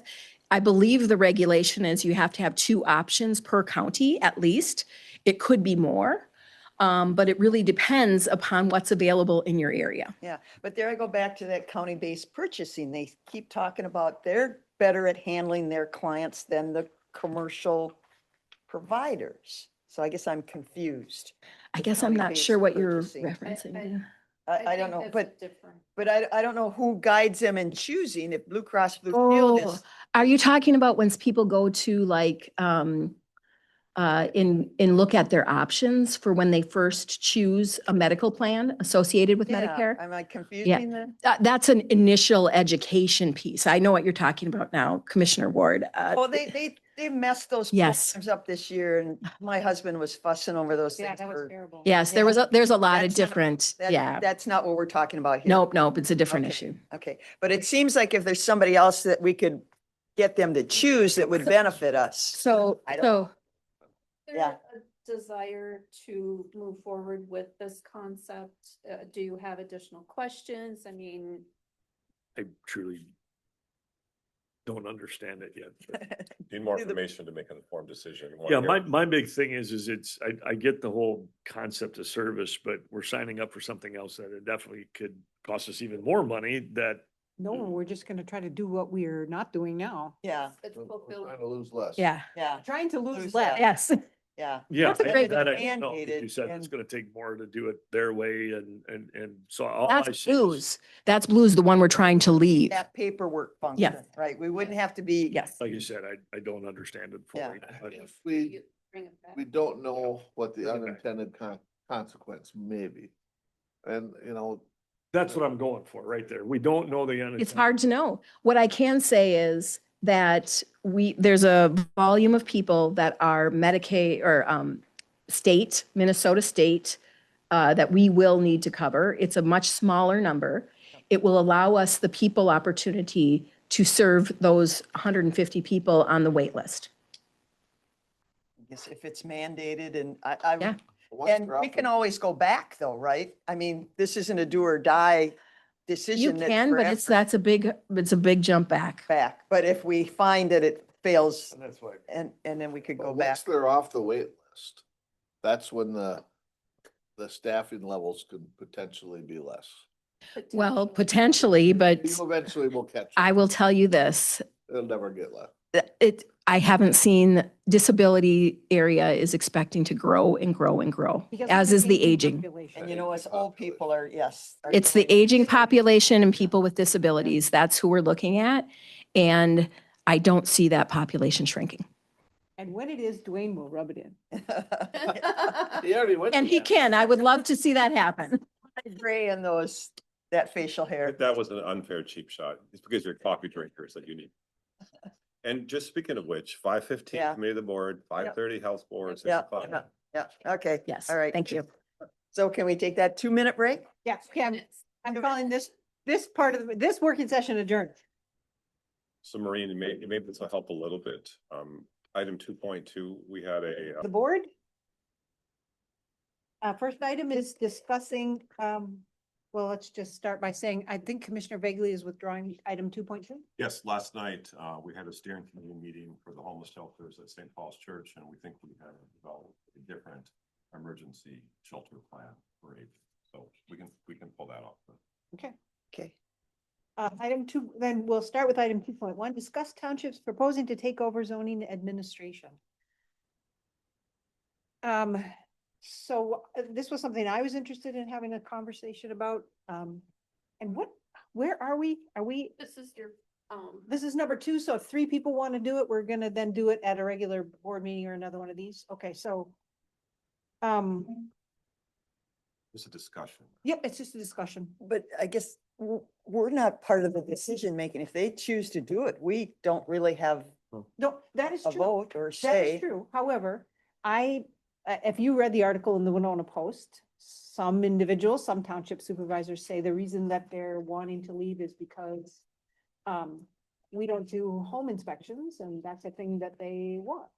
So I really just wanted to know if the board wants to be flexible in terms of asking.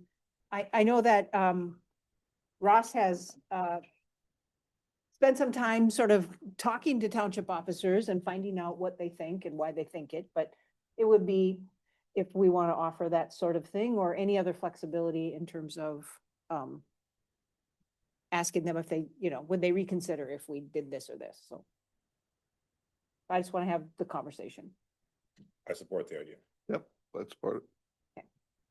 We're not gonna decide anything, we're gonna discuss it. And then We can't make them do anything legally. No, we don't have any authority. Yeah, we have no say.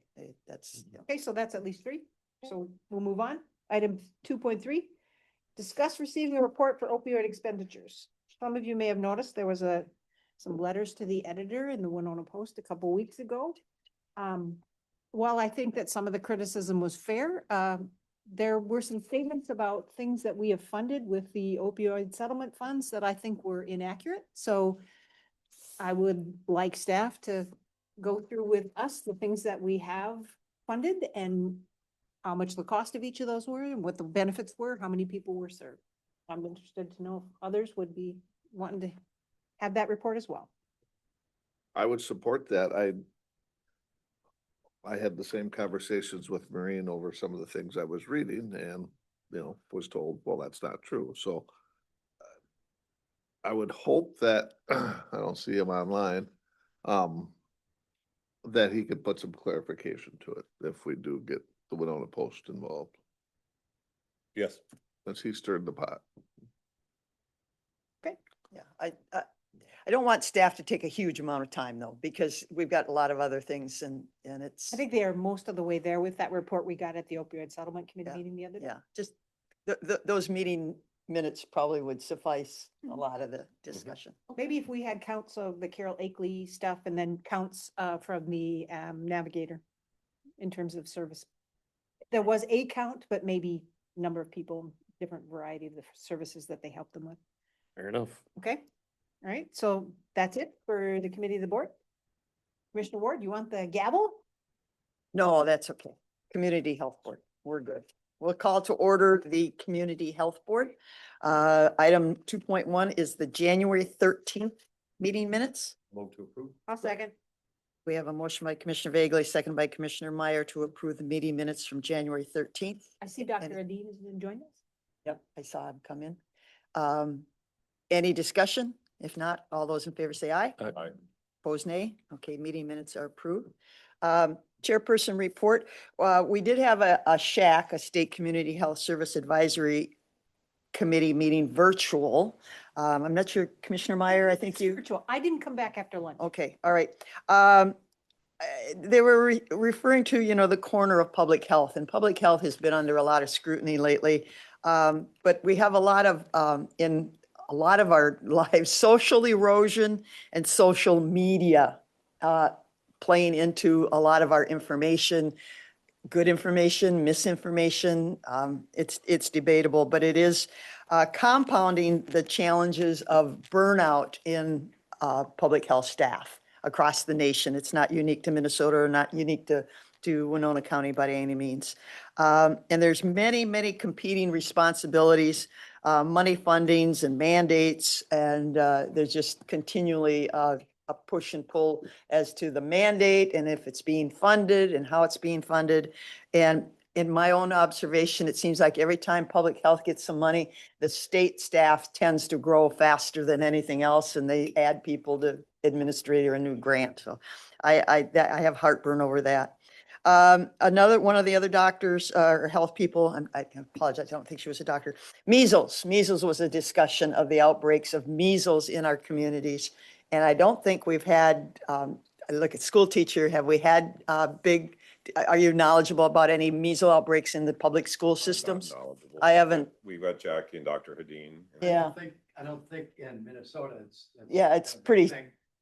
I do know that South Carolina has now surpassed Texas for the total number of measles cases, so that's the epicenter right now as Okay. far as measles in the country. Yeah, And but they're that's- concerned those are- about, most of those, 91% or something of the people that had measles in South Carolina hadn't had any immunization. immunizations. Yep. So the MMR, Yeah, measles, the mumps measles and one. rubella, they're encouraging. Together. But again, every parent and such should be discussing these things with their own provider and their own children and their own family history to determine what they need to do. Water, well testing came up and I asked if there was more funds for well testing and the reverse osmosis things. They said there was. I said the thing was it came about, it was very public and it seemed like there was a high level of interest and now it's dropped. So I said, if we have money and we have funds available to do that, we need to, educate and advertise.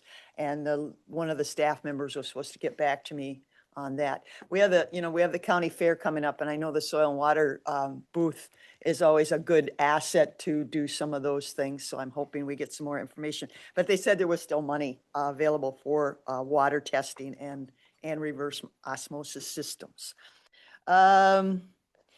So that kind of takes care of Shack. Anything else in the community anybody has that's earth shattering? Okay, good. Dr. Adine. I wanted to say one other thing, that's just, happened. As you know, Minnesota and western Wisconsin we have a fairly heavy Lyme disease population. We got the doctor come to the podium. Yeah. Do we, I guess, Dr. Adine, we need you to come to the podium here Yes, so so people that, online can hear you. yeah, they can hear you And you're better. recorded. This is too damn loud, but I'll. You're part of the record. Yeah, they will be recorded, yeah. At any rate, so this is, a hotbed, almost as bad as Lyme, Connecticut, for having Lyme disease. Yeah. And the other thing that's happened is there are more and more tick-borne diseases that are, we used to have CF5, about 5 things that our ticks had. And now we're seeing loans because of global warming or whatever. We're seeing the Lone Star tick, which was a Texas thing, coming up this way. So there's more and more stuff there. Pfizer just completed a trial on a Lyme disease vaccine. And it was not as good as they hoped it would be, but it was still about 70% effective in preventing Lyme disease, which is, But it wasn't approved yet, right? well, no, That's no, what I this heard. is just, the Trial. trial has been presented. Yeah, It will go to the FDA or whoever, and it has to be looked at. But at least if that's, 70% is a lot better than what we've got, which is nothing. So I think in areas like Minnesota where it's endemic, that may be something, just It was- informational piece. it was national news, I think. We Oh, must have could watched be. the same thing. I read the medical journals, so I don't No, know what this the is- national news is, but This was it sounds, it PDF sounded thing. good, but not as good as they would have liked. Yeah. But, And it's tick season is knocking Yeah. on its door. right, yeah. Be it's- careful. Okay, thank you. All right, being no consent business, we have general business 5.1. Approve resolution naming agents of Community Health Board. Page 107 of our packet. 107. I will make a motion to approve, if it's okay with the board, and then we can separate it, item 5.1 and 5.2. I'll second that. I'm So the sorry. agents are Ross Dunsmore, And- Ross Dunsmore. Yes. Maureen Holte, Ross Dunsmore, Right. Ross Dunsmore. Yeah, I guess, questions on that, Ross, I appreciate your willingness to do that. Are you the only one in Winona County that has the right credentials to do these things? Can you handle another thing? That's total matter, but we will make it happen. So, It will not be permanent either. the idea is just in the short term until Jill is ready for the transition, and then I'll just provide her in a support role. So Okay, all right. So you're okay with it short term? Okay, well, you need to let us know if, we need to do something different because we appreciate your willingness to do that. But again, I have to ask Jill, and is there somebody else that's going to work on getting the right credentials to handle these public health? And I know the state has rules and. Yes. I do meet the general qualifications. They want to finish some orientation with me, and I'm meeting with the regional person regularly in order to make that happen. Okay. So I do meet the qualifications. It's just their orientation process that I'm working through. Okay, all right. good. And then also in hiring a supervisor, whenever possible, we're always looking for a backup for me as well. Sure, okay, all right. So there was a motion to approve 5.1, 5.2, and, Or just 5.1. 1 and 2. Okay, all right. Did we have a Yeah, I second? second it. Okay, motion by Commissioner Vagley, second by Commissioner Meyer. Any further discussion? All those in favor say aye. Aye. Opposed, nay? Okay, approved. Thank you. 5.3, page 131, approve CDC Strengthening Public Infrastructure Grant Amendment. And Jill, what, can you summarize just why we need to amend it? This amendment is a result of some of the activity at the federal and state level in regards to contractual language about incentives. We were not doing any of the things outlined in this amendment to begin with, so that's not anything we need to worry about. It also gives the state the ability to end the contract without notice, as CDC funds have at times been suspended. Jill, you would recommend, I'm sorry, Commissioner Warren, you Yeah, would go recommend ahead. approving this? Yes, there's nothing in there that we aren't doing or can't do, and we certainly are being aware of how we spend those funds so that we are prepared to step back if there's something that changes rather quickly. Well, not realizing that we lost a key person. I mean, ironically, the state of Minnesota hires our people away. And here they're asking us to train new and existing public health staff so they can hire them away from us. That's a great plan. Counties, Justice, I move to approve this. Second that. we have a motion made by Commissioner Meyer, seconded by Commissioner Vagley to approve the amended grant agreement. I will say, when we have another state meeting, I will make this known. It's kind of a moronish thing that you're trying to tell us to train and retain and hire new staff, and then you hire, how many of you hired away from the counties? What's your staff look like? Where was their last job? Was it a county? Look at what you're doing to us. Okay. All those in favor say aye. Aye. Opposed, nay. Okay, passed. And then 5.4, receive presentation regarding HHS Advisory Report 2025. And that, oh, okay, we got people here. All right. Yeah. Good afternoon. Good evening. Yeah, Anytime 5:30, after 5, it's evening. 5 o'clock somewhere. but- Awesome. Well, we're really excited to be here today. My name is Jackie Henderson. I am the chair of our Health and Human Services Advisory Committee.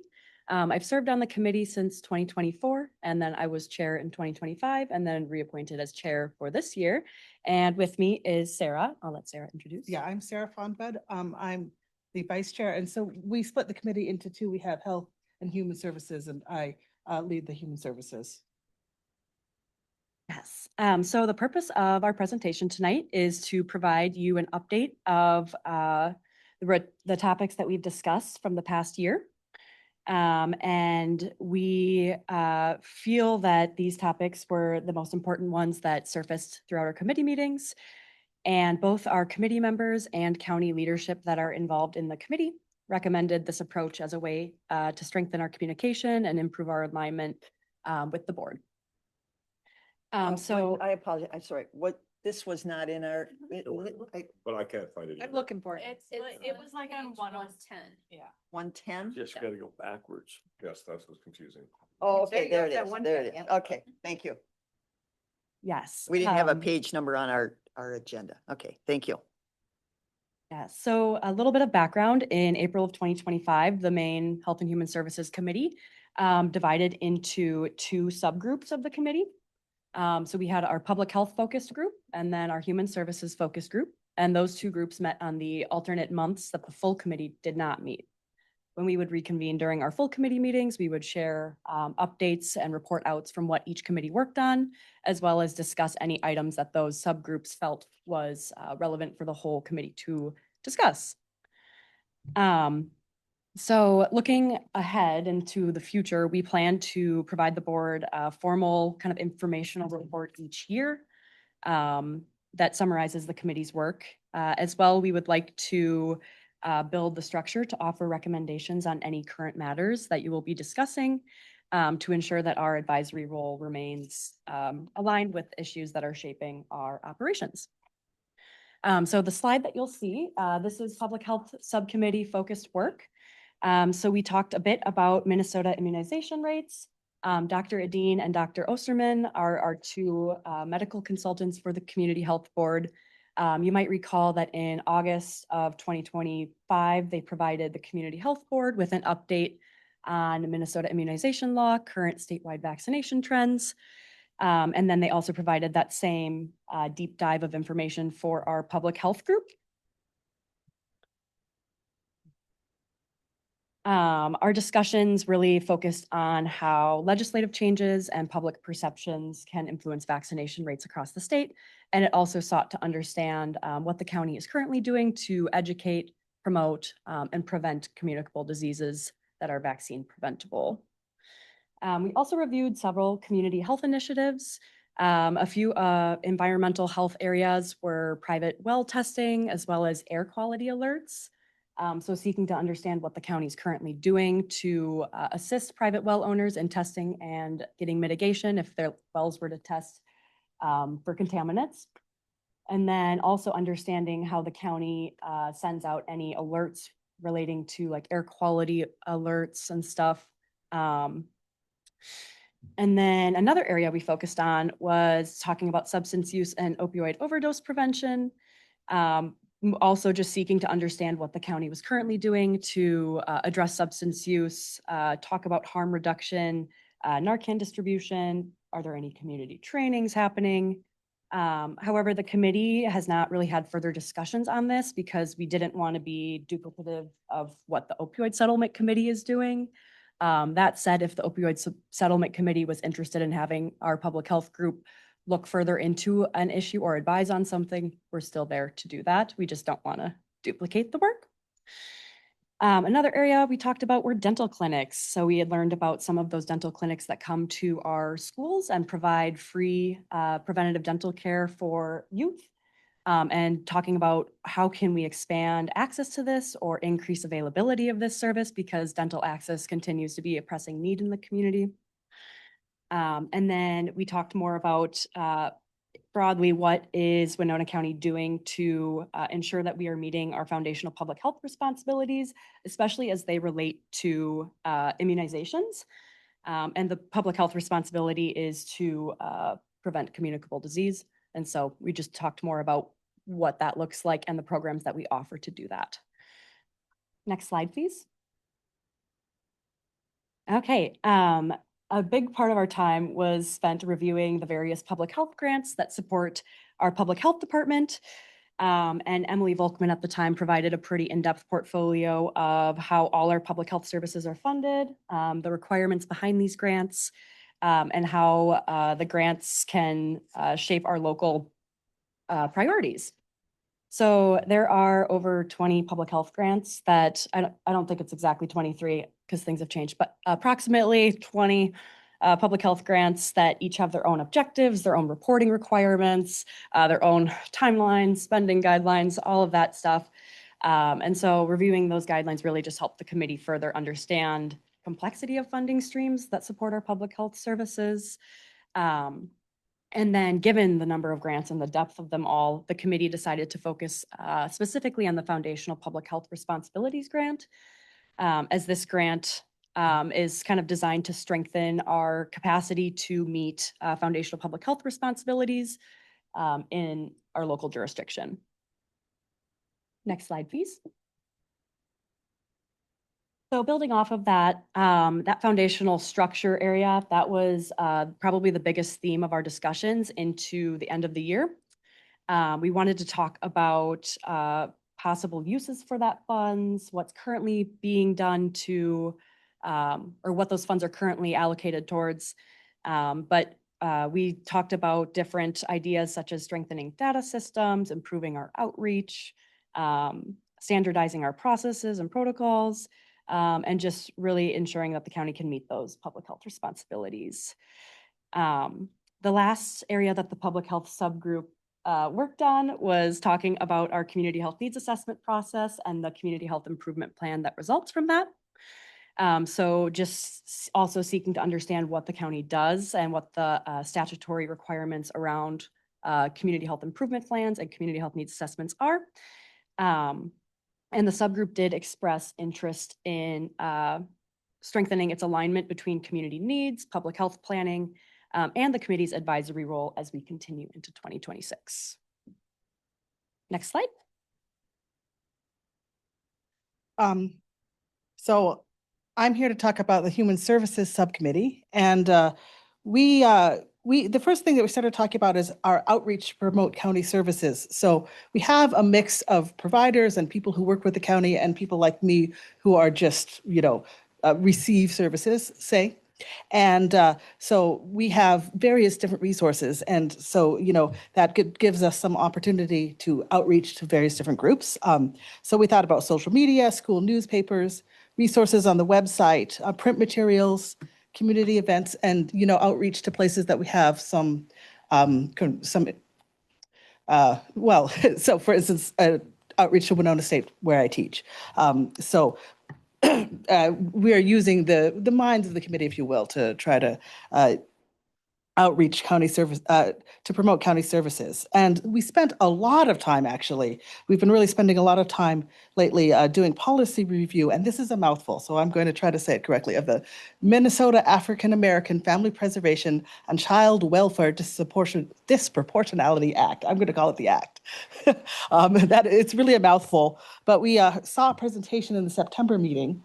And it contains provisions that support greater protections for African American children and children who are overrepresented in Minnesota's child welfare system. But so that is true, but this is most of the folks that we serve. So when you say it that way, it doesn't really capture the picture of this being most of the people. And so because it's most, that means that the implementation will require significant resources. And that is really the punchline of this. And so if you go to the next page, there's some more information about this. And Rebecca is also happy to elaborate too for the legal side. Yeah, yes, absolutely.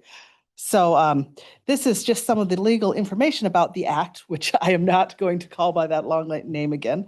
But it is a Minnesota statute, chapter 117.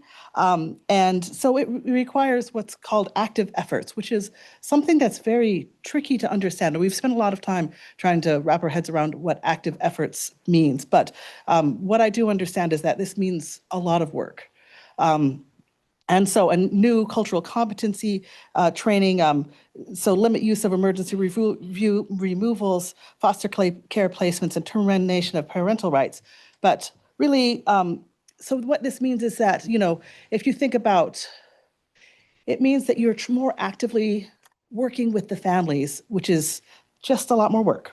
And so that is really the punchline again for Winona County, I think, if you go to the next page. If you switch slides. So the child welfare staff I've been taking this active efforts training and, following the statewide work groups, because even what active efforts means, that takes some training to discern. And we've been exploring how we might help them. And we've been exploring all these different aspects of this act. But really for us, I think this means exploring that how we might help the county with this. Honestly, it's a lift, right? So if you go to, you can see all these things that the county has been exploring. But I think from our perspective, it's really a matter of how can we help with this lift.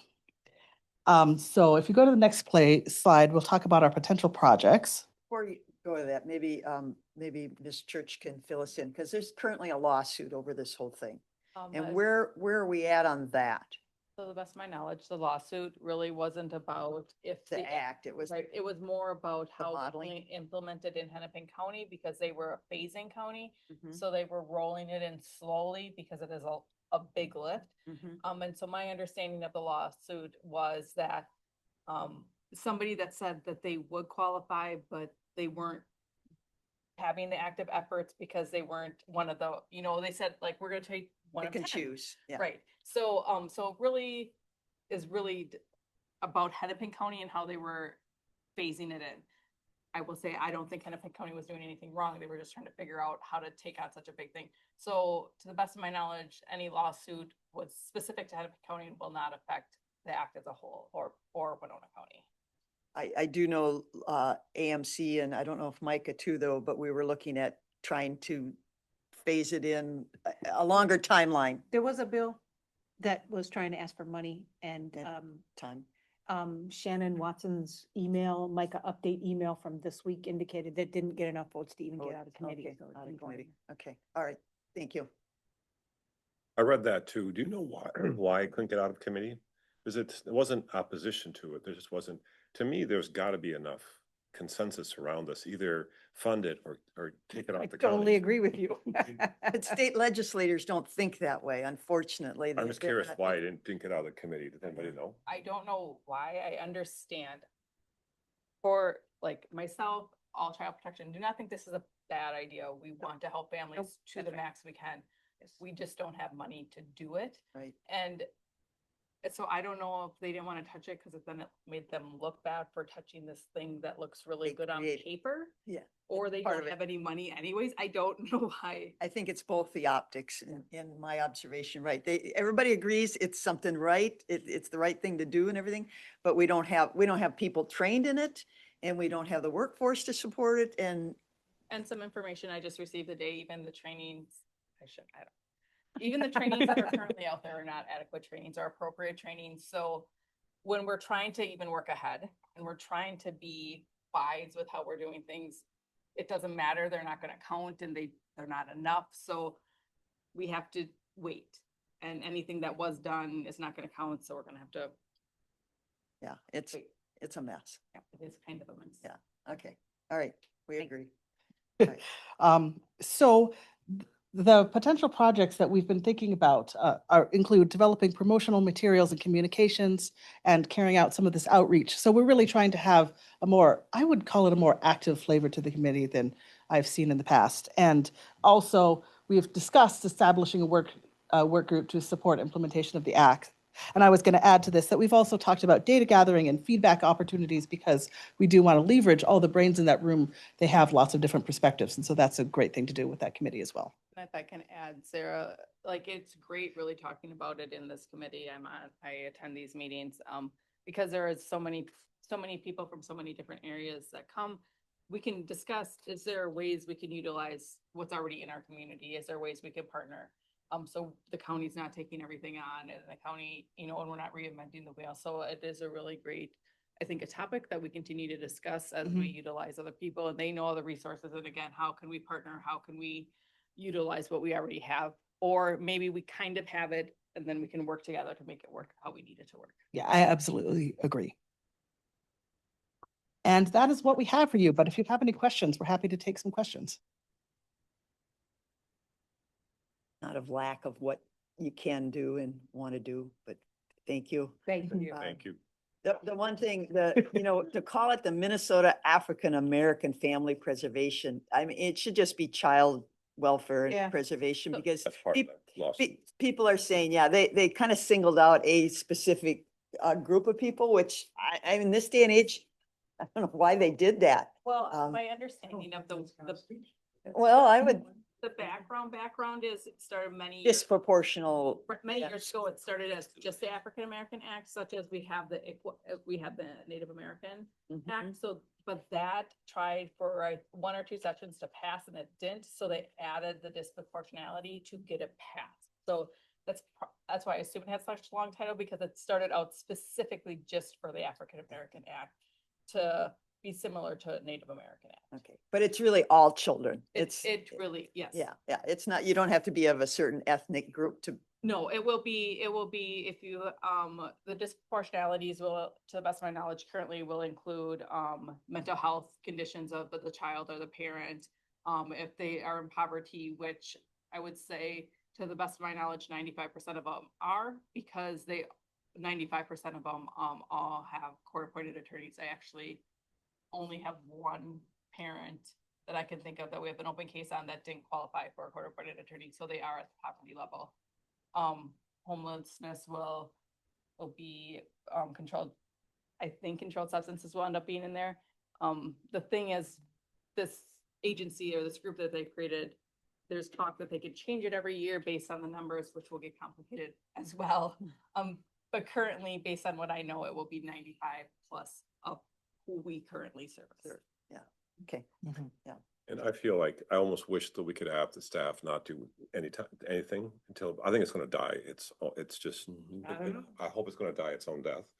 But I don't Well, want to waste staff time. At the same time, we have yeah. to be prepared in case it does happen. Yeah. Because, yeah, you need to either fund it. Well, Steve, you need to, or you take need it to away. speak to your Hennepin and Ramsey County commissioners because they're all gun ho. They really want this type of stuff. That's only 14. Yeah, I mean, Yeah, yeah, right. But they're pushing it and they're the model. They were the ones picked to be the experimentee of filling it out and such. So, yeah, there's, oh, I, but most of rural Minnesota is just saying, hey, we don't have the workforce, we don't have the funds, we don't. yes, the we money to make it happen, absolutely. Okay, Madam Chair? yeah. I would say though that I do think the value of the committee in researching all of the potential resources and Yes. partnerships is still something we should do. Yeah. Because if we have that opportunity, I don't know why we wouldn't do it. Sure, So I think we should still focus on that aspect at a minimum. sure. Yeah, That that can makes support sense. all our other programs. Yeah. Yeah, 'cause- that work will not be wasted. Right, Yeah. yeah, you got a wealth of people because it's, yeah, good programs. Okay, all right. Well, thank you very much. Thank you, Jack. Thank you, Thank sir. you. Uh, Yeah. Good job. All right, anything else to come before the Public Health Board? Entertain a motion to adjourn. I'll second. We have a motion by Commissioner Elzing, seconded by Commissioner Meyer to adjourn. All those in favor say aye. Aye. Aye. Opposed, nay. We're adjourned. I'm back in 3 minutes. I'm Okay, just very, Welcome. good evening. good evening. We start our meetings with public comment, but I think we have a special event tonight. We are going to recognize Daryl England for 20 years of service with us in the maintenance department. That would be me. Go. Who is making this presentation? Chris. I am? Where's the golden mop? Yeah, do I? Huh? No golden mop? I was the maintenance, not the custodial. Oh, okay, I'm sorry. I got The that gold- gold got screwdriver. Screwdriver or hammer? There you go. Besides a hand, is there anything I'm giving him? We have a certificate? I'm not sure, did Annie give you any? No. Or did you already get your award? Oh, well, We are Yeah, probably. Well, I got the jacket. Okay, yep, Yep, I got the that was jacket, that. yes. So you got a Yeah. jacket? Okay, good. Yep. Oh, just 20 and a half years and about time for me to do some of my own stuff, I guess, so. thank you. Thank you for for your your service. Your service. I'm Yeah. totally appreciative of Okay. that. With the maintenance. Did you train in the new guy? It's amazing. No, I don't know if they have a new guy yet. I'm not sure. I don't think so. Well, no, that's one thing that, well, I started after the last guy was gone for years, so. Oh I my trained- gosh. I trained myself. so. I hope we don't have to wait 4 years for you. I work for Houston County Maintenance and I appreciate all your efforts. You walked around with me once Mhm. before you went down to Houston County. Yeah. Yep. Thank you, Daryl. And I want to give you a big hand. Yeah. Thank you. Thank you. Thank you very much. I might have to stop the buggy one, so.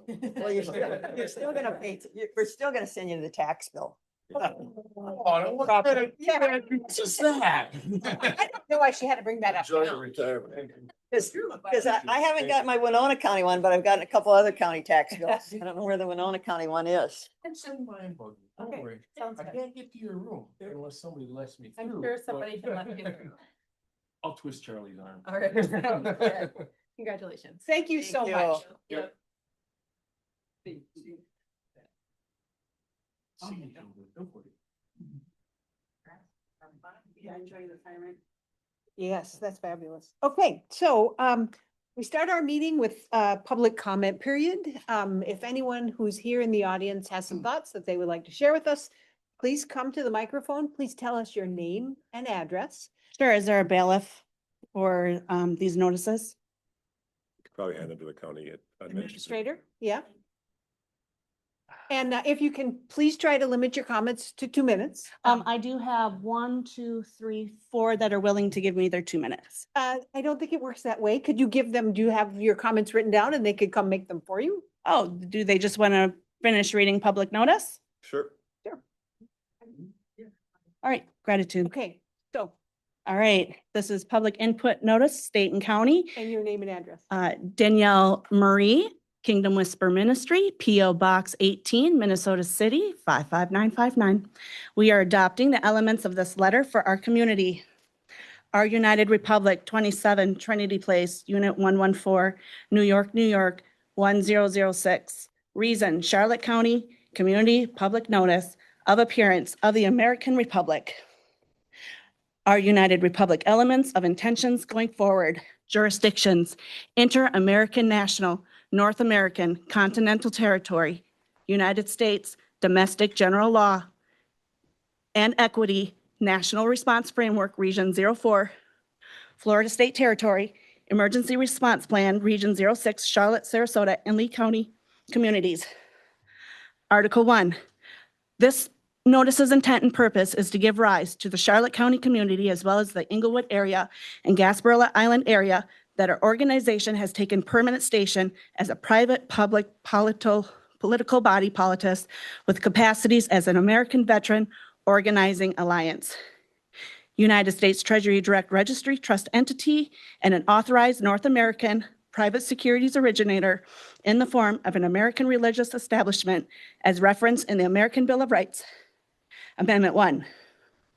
We will be operating with and will be facilitating the return of international common law and domestic national defense mechanisms in the United States, as well as establishing and or facilitating the transition of authorities having jurisdiction, AHJ, regarding the hierarchy in American law and as prescribed by law per Amendment 3 to the United States under Article 3 in the Constitution for the United States of America. Article 2, items determined necessary and proper to be modified.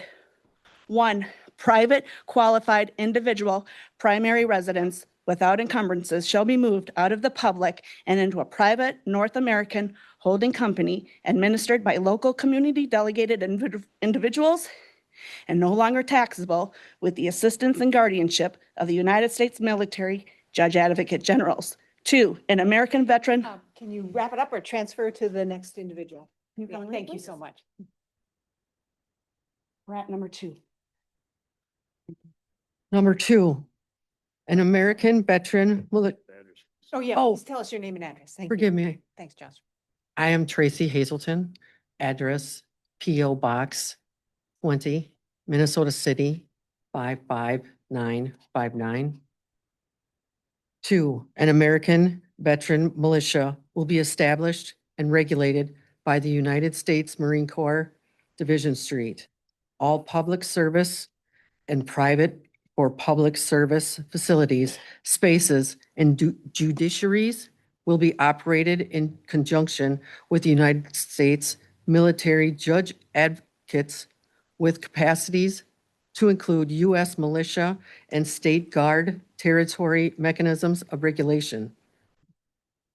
4, domestic law enforcement and emergency incident services will be nationalized centrally to be coordinated with the United States military through the War Department, National Intelligence Agency, NSA and CIA, etc.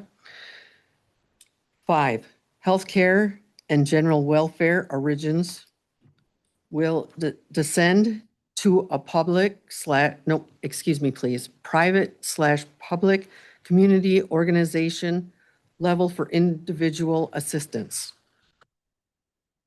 6, schooling and education shall be reorganized into a trifold national defense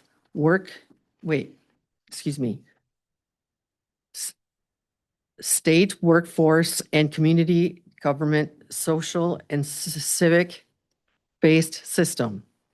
7, all public land and holdings will be transferred to a private/public community council for administration, also with the assistance of the United States military judge advocates. Number 8, the current and future political corporation charters, commissions, boards, assembling entities will be deemed foreign and United States federal per Article 1 for profit and shall be operated with mechanisms through either the United States Navy for maritime revenue or United States Coast Guard for Admiralty Commercial per Article 3 with a consistent presence of the United States Marine Corps Division C Authenticator. Can you pass it on to the? next Certainly. person? Yeah, thank you so much. Number 9. Number 9. Tim Priggy, 50 Linden Street, Lewiston, Minnesota, 55952. Okay, ultimately, the Board of Charlotte County Commissioners' public role will be reduced to addressing business licensed entities and mechanisms to facilitate state regulate or regional commerce for the benefit of revenue and most likely collecting transactional taxes.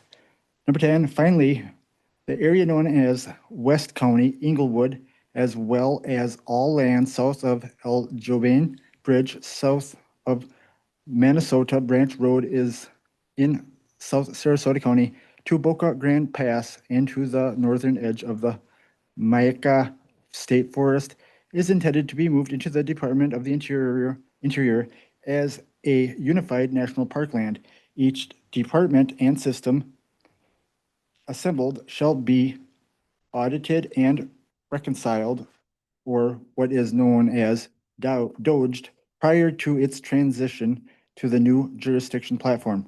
Number 12, indictments, warrants, and prosecutions for matters regarding fraud, waste, and abuse, as well as other high crimes for those who have been bestowed duty will be facilitated through the United States military in conjunction with the Department of War, National Intelligence Agency, and the United States Marine Corps Division, Maine, as is relative to the Inter-American Court of Human Rights under the Geneva Convention and laws of war. Number 13, during the transitional period per Operation Pale Horse, the authorities having jurisdiction shall be placed under martial law. However, the public and private community members' lives are to be interfered with as little as possible unless reasonably warranted. And then it says, Master Guardian Robert Lewis Kraft, LLB, Constitutional Criminal Prosecution, the American Republic, our United Republic, let's see, Intel, ordained Christian Minister License Number DA 12576 DC, International Bar Association Number 2740174, Committees on Human Rights, Indigenous Peoples, War Crimes, National American Forum. Jim. I believe that's. Yep, there you go. Thank you. Thank you. Have a good evening. Yep. Is there anyone else in the audience that would like to share in public comment? And if you are online and also want to talk to us, you certainly can. You can unmute yourself. I'm going to ask 2 more times. Is there anyone here in the audience or online that would like to participate in the public comment period? And for the final time, is there anyone here in the audience or online who would like to participate in public comment? Hearing no one, I'm going to move on to consent comments and approval of the agenda. Oops, nope, I'm sorry. 6. Number 6, approval of the county board minutes from March 10th. So moved. Second. Commissioner Olson. I wasn't here. Oh, maybe you shouldn't then. I'll move. Hey, Still second or third or wherever we're at. Yeah, so Commissioner Vagley moves, Commissioner Olson seconds. County approval of the county board minutes from March 10th of this year. Any further discussion? Hearing none, all those in favor, please signify by saying aye. Aye. If anyone's opposed, say nay. Motion carries. Consent comments and approval of agenda. Assistant County Attorney, do you have any adjustments to the agenda? No, thank you. Commissioner Vagley, One comment at the end, please. Commissioner Elsing, Comments at the end, please. Olson, Nothing for me. Commissioner Ward. Comment at the end, please. Okay. Administrator Holte. Nothing. Okay, so there are just some slight changes. And a motion to approve the agenda might be in order. Second. Commissioner Elsing moves, Commissioner Ward seconds, approval of the agenda. Is there any further discussion? Hearing none, all those in favor, please signify by saying aye. Aye. Aye. If anyone's opposed, say nay. Agenda is approved. Administrator Holte, can you read the consent business for the record?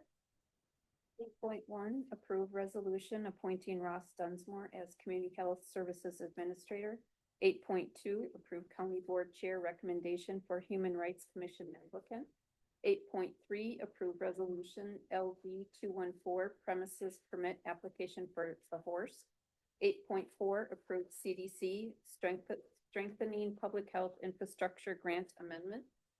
8.5, approve memorandum of understanding with Family and Children's Center. 8.6, approve 2026 solid waste hauler and facility license applications. And 8.7, confirm payment of disbursements. I'll move to approve the consent items. Second. Commissioner Bagley has moved. Commissioner Elson has seconded approval of the consent business as it was read. Is there any further discussion? Commissioner Ward? I just have something that I think we should look at going forward, being that 8.6, we approved the 2026 solid waste hauler and facility license applications. At the AMC meeting, I had the opportunity to sit with some Olmsted County people, and they're working on they had a name for it. It's their waste management system, and how they're working towards zero waste and avoiding using landfills and everything. And they've got some pretty aggressive plans. So I think just at some point we should have a discussion with them, because they said they had capacity. And if it's something that we need to look at from a long range perspective, as far as, garbage and landfills and everything. So just sometime touch base. I know I have a contact name in Olmsted County that was working on that. Thank you. Any further discussion? Hearing none. All those in favor of the motion to approve the consent business, please signify by saying aye. Aye. And if anyone is opposed, say nay.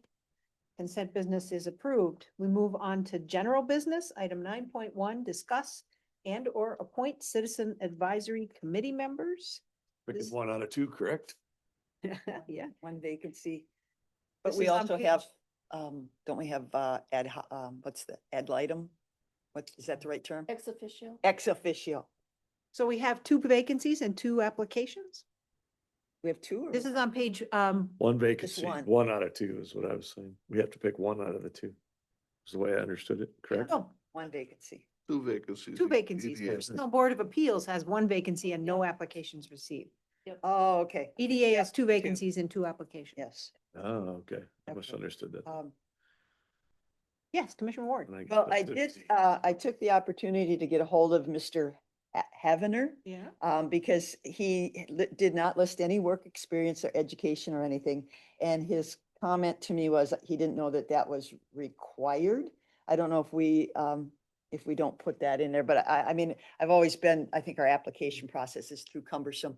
But he shared, he's, I think, more than qualified. He's an engineer. He's retired. He moved back here. He teaches, just so people know, he does, he didn't call me back right away because he was out delivering Meals on Wheels, which I appreciated him. Yeah. And he also teaches math to people who are trying to get their GEDs through the technical college.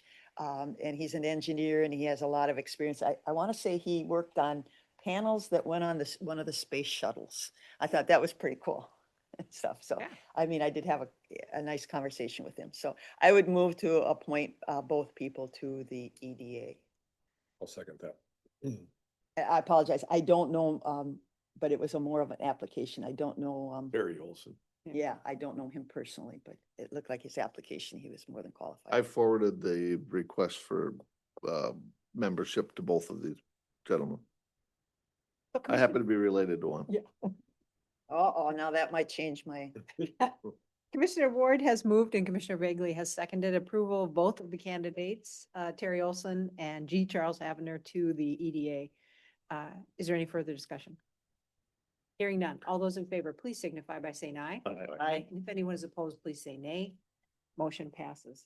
Next item is 9.2, as is a carryover from last month, or last meeting. Discuss potential contribution to the homeless shelter. Commissioner Bagley, did you want to kick us off? Or Administrator Holtby? I'll start off. I guess if the board is okay with it, I'll start with a motion, and if there's a second, we can discuss it, and then we can go from there. I guess I'd like to get the ball rolling by making a motion to allocate the $15,000 that was in the request from our existing SAHA funds for this year And that would be the motion. They were last year's funds, but yes. I'm okay. sorry, correct, for last year's funds for this year's request. And then this is not part of the motion, but I just so folks would know, moving forward, when it comes to the next budgeting cycle, I would like to make it a part of the budget, but I will suggest offsets so it's budget neutral, if that makes sense. But the motion is to allocate the $15,000 from last year's SAHA funds. I'll second it. Discussion? Commissioner Wood?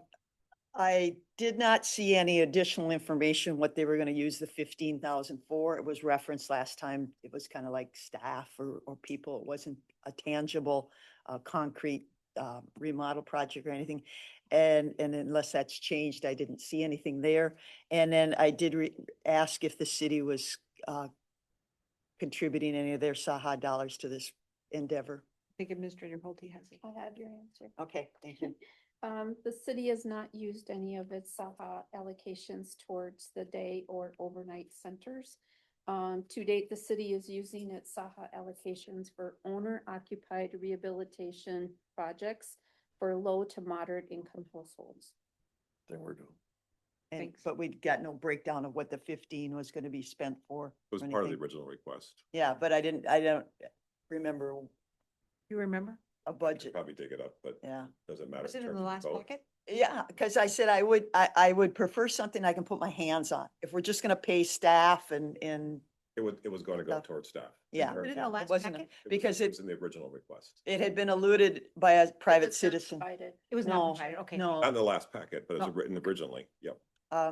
I had been, somebody from the community had said they were gonna remodel something. Now you said that they're doing something for April, and I could support, as is the city using owner occupied updates and everything, but if it's just staffing, and it's not tangible, I can't put my hands on it. SAHA dollars, I think, have to be, in my opinion, are supposed to be tangible upgrades to current housing or new housing. We did ask, just to clarify, we had asked staff and spending the money on emergency shelter, which is qualifies as is allowed under the SAHA money. I realize that you have your ideas about it, and that I'm not disputing that.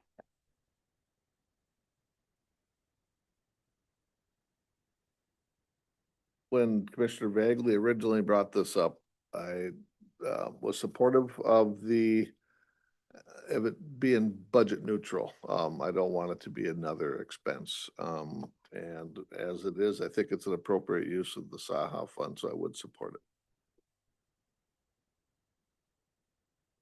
Any further discussion?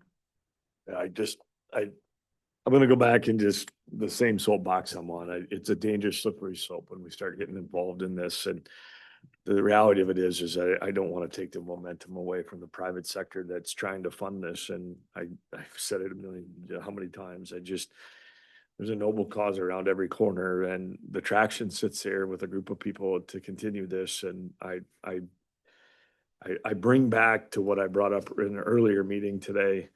State of New York right now, I believe, it was on one of the major news channels, said they're spending $81,000 per person that's homeless.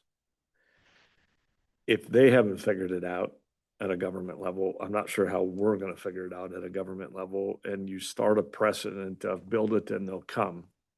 And I did run this by quite a few people and say there's a moral code to take care of people, but is the moral code to take it from somebody else to do it? To me, that's a little bit of Peter Pan or Robin Hood, whatever you want to call it. My fear is that we take the momentum away from the private sector that's, I believe, has been doing a very good job and begin to take it from other people. And then we build a bigger problem with what we already have when we start attracting people. So I guess I wanted to give it time to see if the private sector was able to continue to do what it is that they do before brother government steps in and says, well, hi, we're here to help and create a new dependence. So I don't support it under that motion because my fear is that we'll take something good and flush it down the toilet by the government getting involved. Not that anybody has ill intentions, but I could give you the state of California, New York, all these other places that have done it. to an absolute failure and a disaster. And so my fear is that I don't see us doing anything different than what they're doing by simply taking taxpayer money, throwing it at the wall and hoping the problem goes away, to the point where even Commissioner Myers said, man, let's just go buy him a house for that kind of money. So, yeah, I mean, and so what are we doing different? I mean, we can't even figure out what the money's going to go towards. We're just throwing money at the problem, as little as it is. So again, I don't want to exhaust a good thing that might have already been started. And, it's relatively, so it's not that my job is, I talked to a lot of people and said, what do you think? And they said, well, boy, I do this, or I've done that, or I've helped these people, or I've done that. And I say, right. And what happens when the government gets involved? And, I guess in a common consensus, there was a bunch of different thoughts about that, but it all boiled back to, well, then they have it. And that's what I don't want to see. So I want to see some defined use of the money, and really understand what it is. I could agree with Commissioner Ward's point about maybe some physical structures or tangible things that we can touch that we know are going to be there, not just go to a staff time. And, that's a little easier pill to swallow because you can see what it is that it went towards. So based on that, at this point, I'm not saying now, no, never. I'm just saying, I don't know if I don't want to pull the rug out from underneath it. Anyone else? All those in favor of, Commissioner Begley's motion, which is to make a $15,000 contribution out of the 2025 SAHA funds to Catholic Charities for the homeless shelter. I will stop now, but I don't want to say it again. So go ahead, Commissioner Ward. I apologize, another question. The SAHA dollars are totally within the county control. They aren't dollars that we put in the housing trust fund that went to SEMSHRA? Not yet. Not 2025. Okay. We did 2024. Okay, all right, I remember some of that. And All right. we can choose to give the Okay. remainder of the balance. Yeah, all right, thank you. I just, I got one more question. for that clarification. It's very odd to me that the city doesn't want to help fund this. That's what's interesting to me. Like, do they know, what's the reasoning behind it? Is it the same reason that I'm saying, like, hey, build it and they'll come? Is it, they don't see it to be an issue? They have the fear of the build it and everybody will come. I mean, what I would, to really get behind this, because I don't see a massive homeless problem in my district that we've got to get behind this. I would have to think that it's more of a regional problem if it is, and I'm disconnected from that. But it's interesting to me that they won't get behind it. And that makes me wonder if there's thoughts of, hey, the more we support this, the more attractive it is to come here. Is there an issue with that? So that is, again, I just don't have enough reason to start the can down the road to say, hey, we're gonna start something and then continue to fund it and go from there. If we got a reason to take dollars away from another program, can't we justify that somewhat by saying, hey, we can save the taxpayer money by just simply not focusing on that or not funding that program as much? So that's where I'm at. So I'd still really interested, besides the canned response of what it is that we're already doing, why they're genuinely not supporting it. I'm not going to repeat the motion, but all those in favor of approving this motion, please signify by saying Aye. aye. Those who are opposed, please say nay. Nay. Okay, motion carries 3-2. We're now down to committee reports and comments. So Commissioner Begley. We all, I believe, received an email from Commissioner, is it Flanders from Goodhue County? Yeah. About the River river cleanup. Yep. And then I've also received a follow-up email. I'm not sure if you all did as well, from one of the staff in Goodhue County. Nick Lemmer? Yep. Yep. Saying that the Marine Art Museum already organizes a cleanup event, and if we could just help promote the event. So I'm not asking for any staff time. I'm just, I guess, asking a question: what can we do to help promote it? I'm not asking us or our staff to do anything or require them, but can we just somehow, I guess, add it to the webpage or just somehow share the information with what already takes place? I think last year he said over 40 people helped, 7 museum staff, 40 volunteers helped out. I remember last year when this came up, my concern was it's in flood season. for Yeah, us. It that's right. was, yeah, it was. It's and- flooded, it's also floods, it's flood season for them first, Yeah. et cetera. but- Although Yep. the snowpack's not much. Is No, True. not bad yet. Nope. They talked, Black River was cresting that right? today. Yeah. But it worked last year, so I Yeah. guess I just want to see if we could help promote it. I don't know if that requires a discussion or a vote or whatever, but if we just help. I think it's great. It's totally optional, no staff time, no paid staff, it's just, Do forward it to me, Dwayne. yep. And actually, tying in with that, the Dresbach area, they do a river cleanup kind of just up there as their own community thing. I don't know that they tie into this group, but they're a river town. Yeah, river Because- community. Commissioner Flanders is trying to piece together quite a Right. few comments Yeah. along the Yeah. river. The Boathouse Association participates in. Awesome. Because you've done it before. Yeah. Okay, anything else, Commissioner Vega? That's it, thank you. Commissioner Elsing? Just gonna bring it up again, probably hear me say it for the next couple months, but farming's getting close to being on the way. You're gonna start to see a lot of big equipment and small equipment running around on the countryside. Be patient. They're doing the best they can to get up and down the road to go plant the food that we eat every day. So just everybody be cautious. Thank you. Thank you. Commissioner Ward? We talked about the townships doing their own zoning and planning. They're celebrating their annual meeting is tomorrow night. They have I'm not sure if they have a speaker I haven't heard any details. Would imagine that they will. They usually do and such, but they celebrate their organization and they all had their annual meetings just within the last month. So they'll be celebrating tomorrow night at Waitoka. At the Ballroom. tavern there, the nice room. I'm sorry, am I supposed to react to this or I don't understand? Okay, I don't understand I what don't it even was. understand I teach American government, I don't understand what that was, but yeah. Yeah. I understand what it is. I honestly do. And that's why I just, Okay, well, if you take can, care of it. okay, well, if you can fill the blank. You'll let us know later. Yeah, Yeah, we can communicate. okay, yeah, because I don't know what it, Do you think it's appropriate now, Rebecca? okay, all right, We'll take okay. it later. Yeah, I get handed something, I don't know if I'm supposed to respond or not. Okay, that takes care of it. Thank you. motion to adjourn. I'll think of that. All right, Commissioner Elsing moves, Commissioner Vagley seconds, motion to adjourn. All those in favor, please signify by saying aye. Aye. Anyone's opposed, say nay. We are adjourned. Maureen, can we hand these back to you then? Yes, you sure can. Okay.